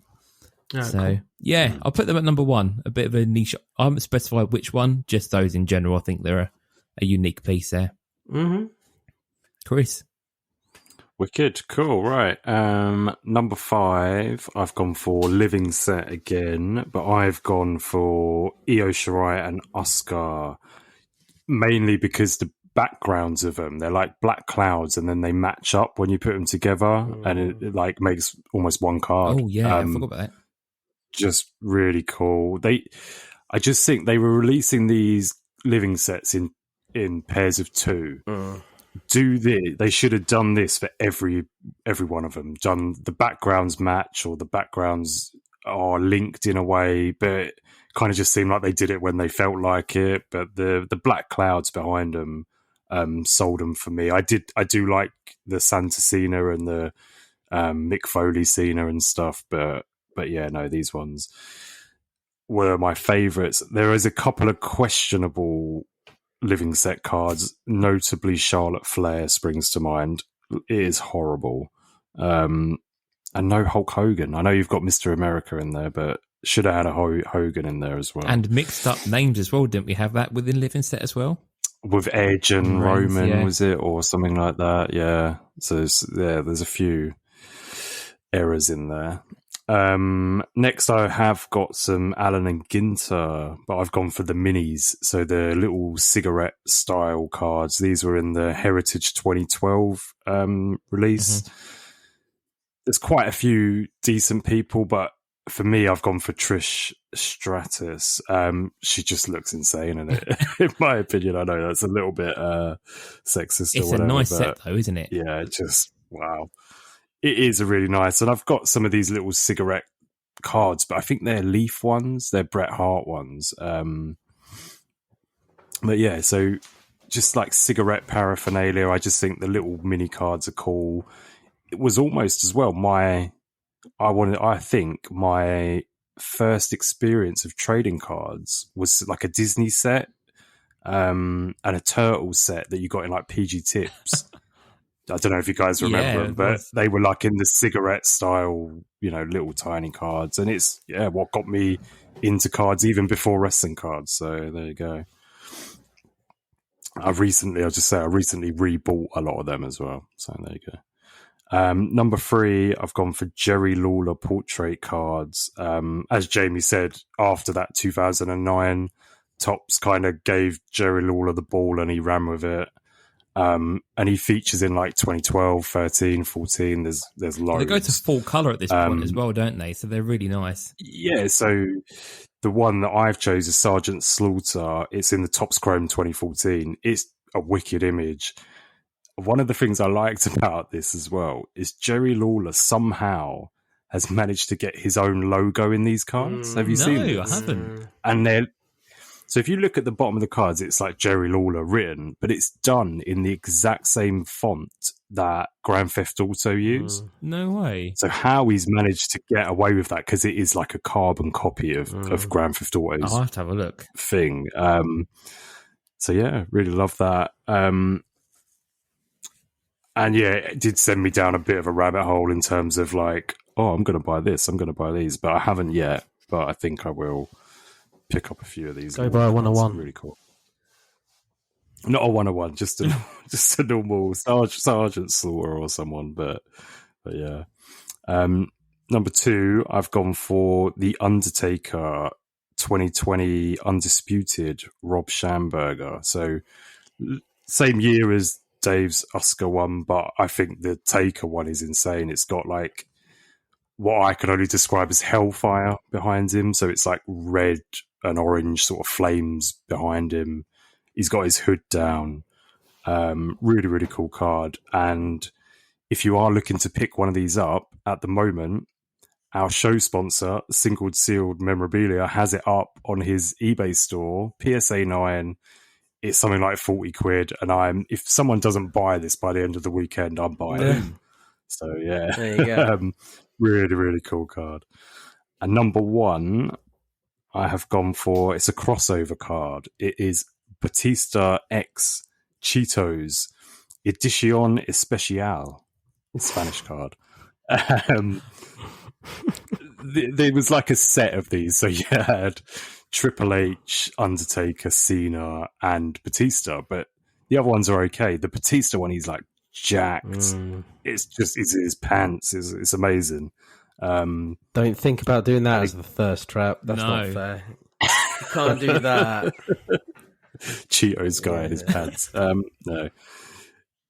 I'm guessing, I don't know this for sure, but I reckon these were like, you found them in a crisp packet, which they don't do shit like that anymore. No, health and safety, innit? You can't have them in your crisp packet. Fucking ridiculous. Crunching on totally Tazos. Ridiculous. I miss all of that. Yeah, I miss that. Actually, a very rare card to find. So the other three, there's one on eBay of each, and they're about $25, $30, that kind of price. The last time I saw this Batista one, it was more in the $60, $70 range, and I can't seem to find one since. No, it's desirable, isn't he? Old Big Dave, you see? Yeah, that's it. Pricey card, hard to find in good condition. So yeah, it's just I love crossover things, and you know what I'm like with nostalgia, and you know, finding things in crisp packets and cereal and shit like that. So yeah, number one for me. Boom. You nostalgic, right? Any just before we go over to the Mega 5, is there any honourable mentions? Not from me, or any? No, I think we covered it. To be honest, we've done a lot. The only thing I think is I would love to see Panini do some more art cards. That's the only thing. There's nothing in Panini's releases not in their repertoire so far, yet. No, so, not yet. But cool. Let's Mega 5 it then.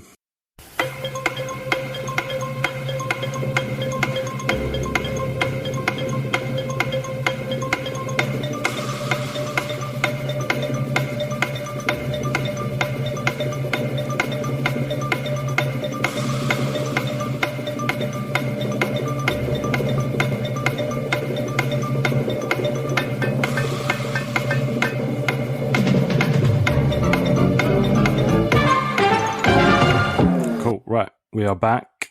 Who wants to start us off? Any front runners for any places? Anyone? 5, 4, and 3 are easy. So go for it. 5 is the living set.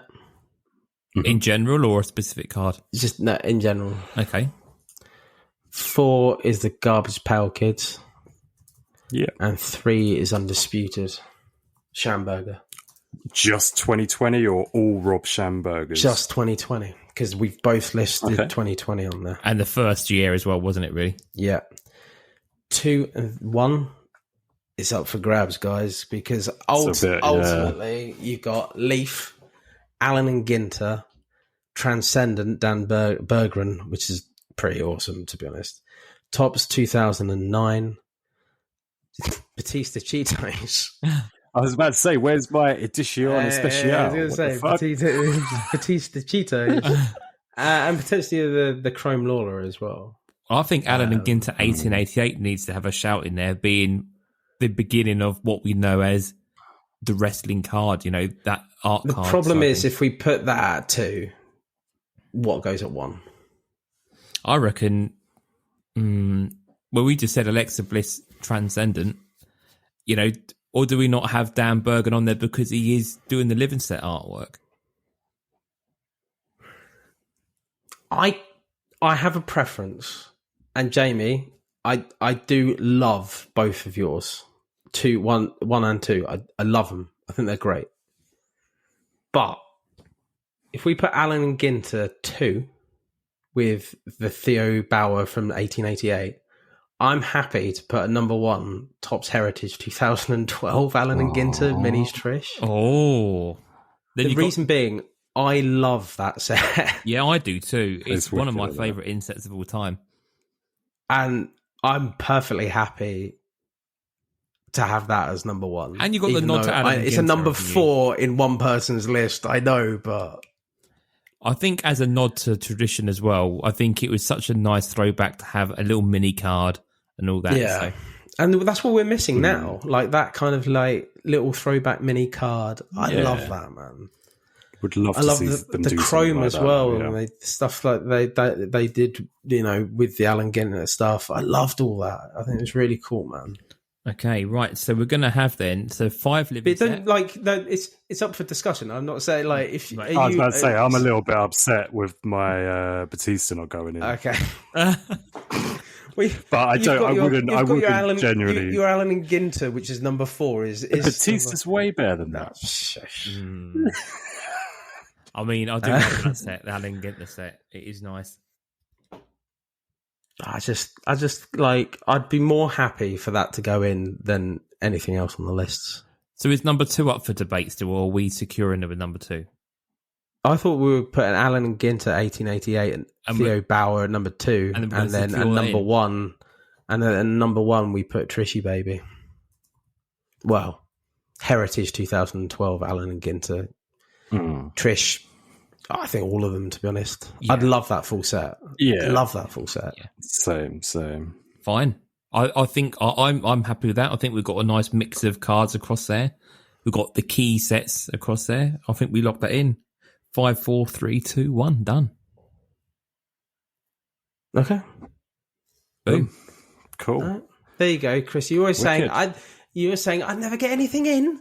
There you go. Why? Number 1. Number 1 from number 4. My number 4. Your number 4. My number 4 beat my number 1. In my head, number 1 is going to be Batista. Petitos.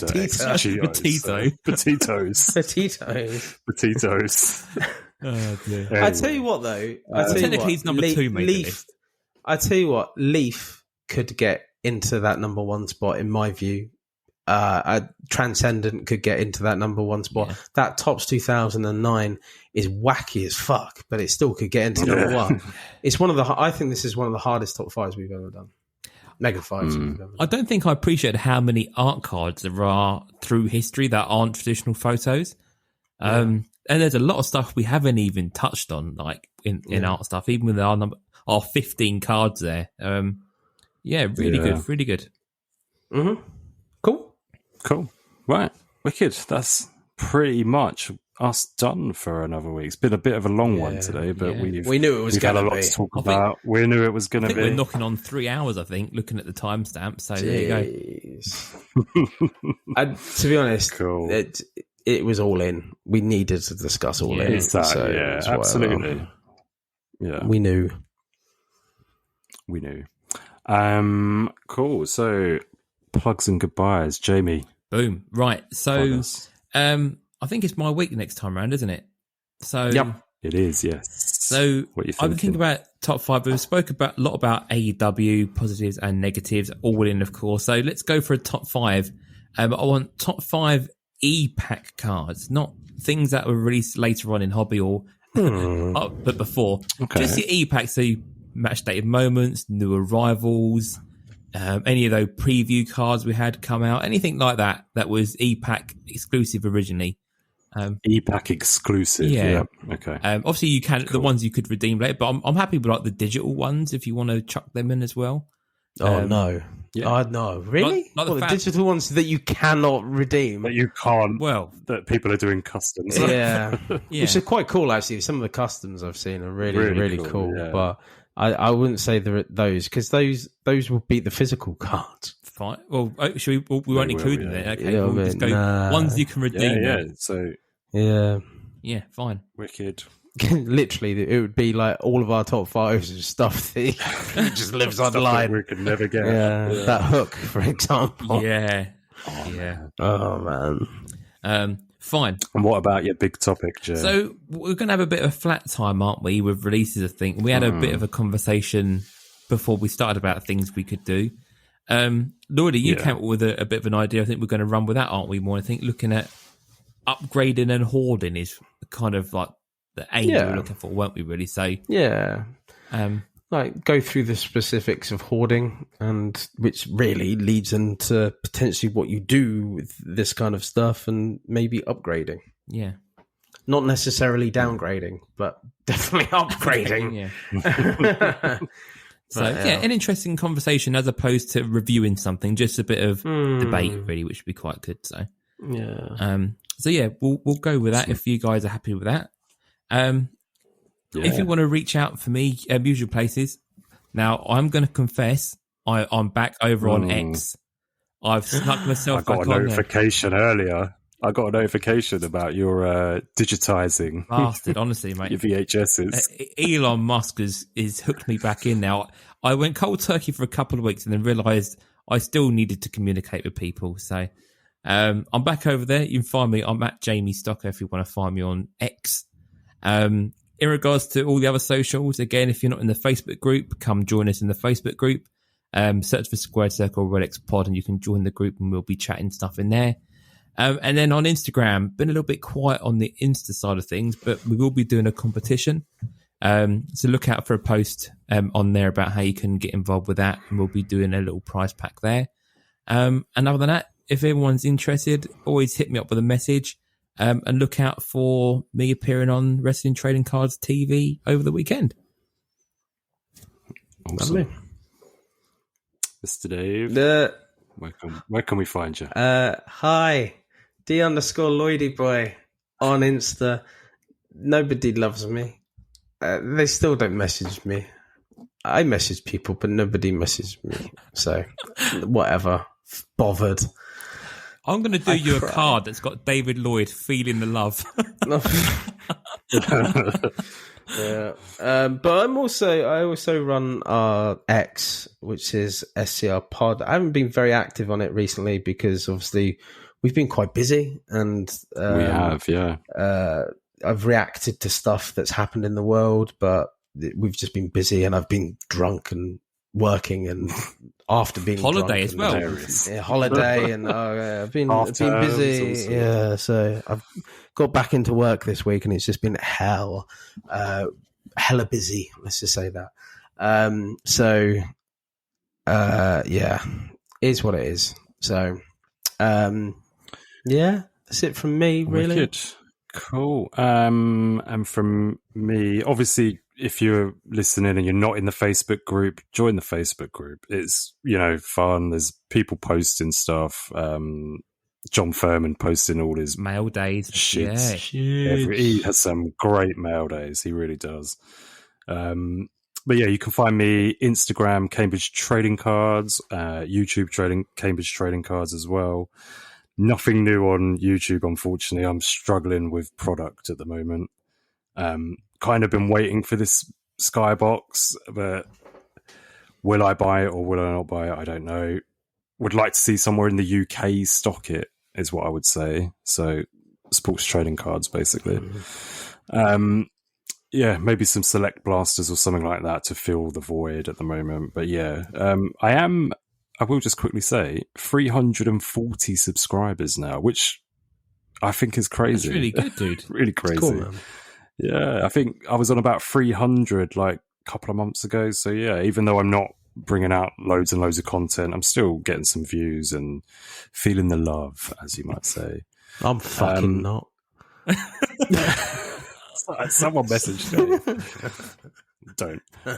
Anyway, that's pretty much it from us. So, Dave. No. Wheeler's got a gun. Wheeler's got a gun. And fuck John Cena.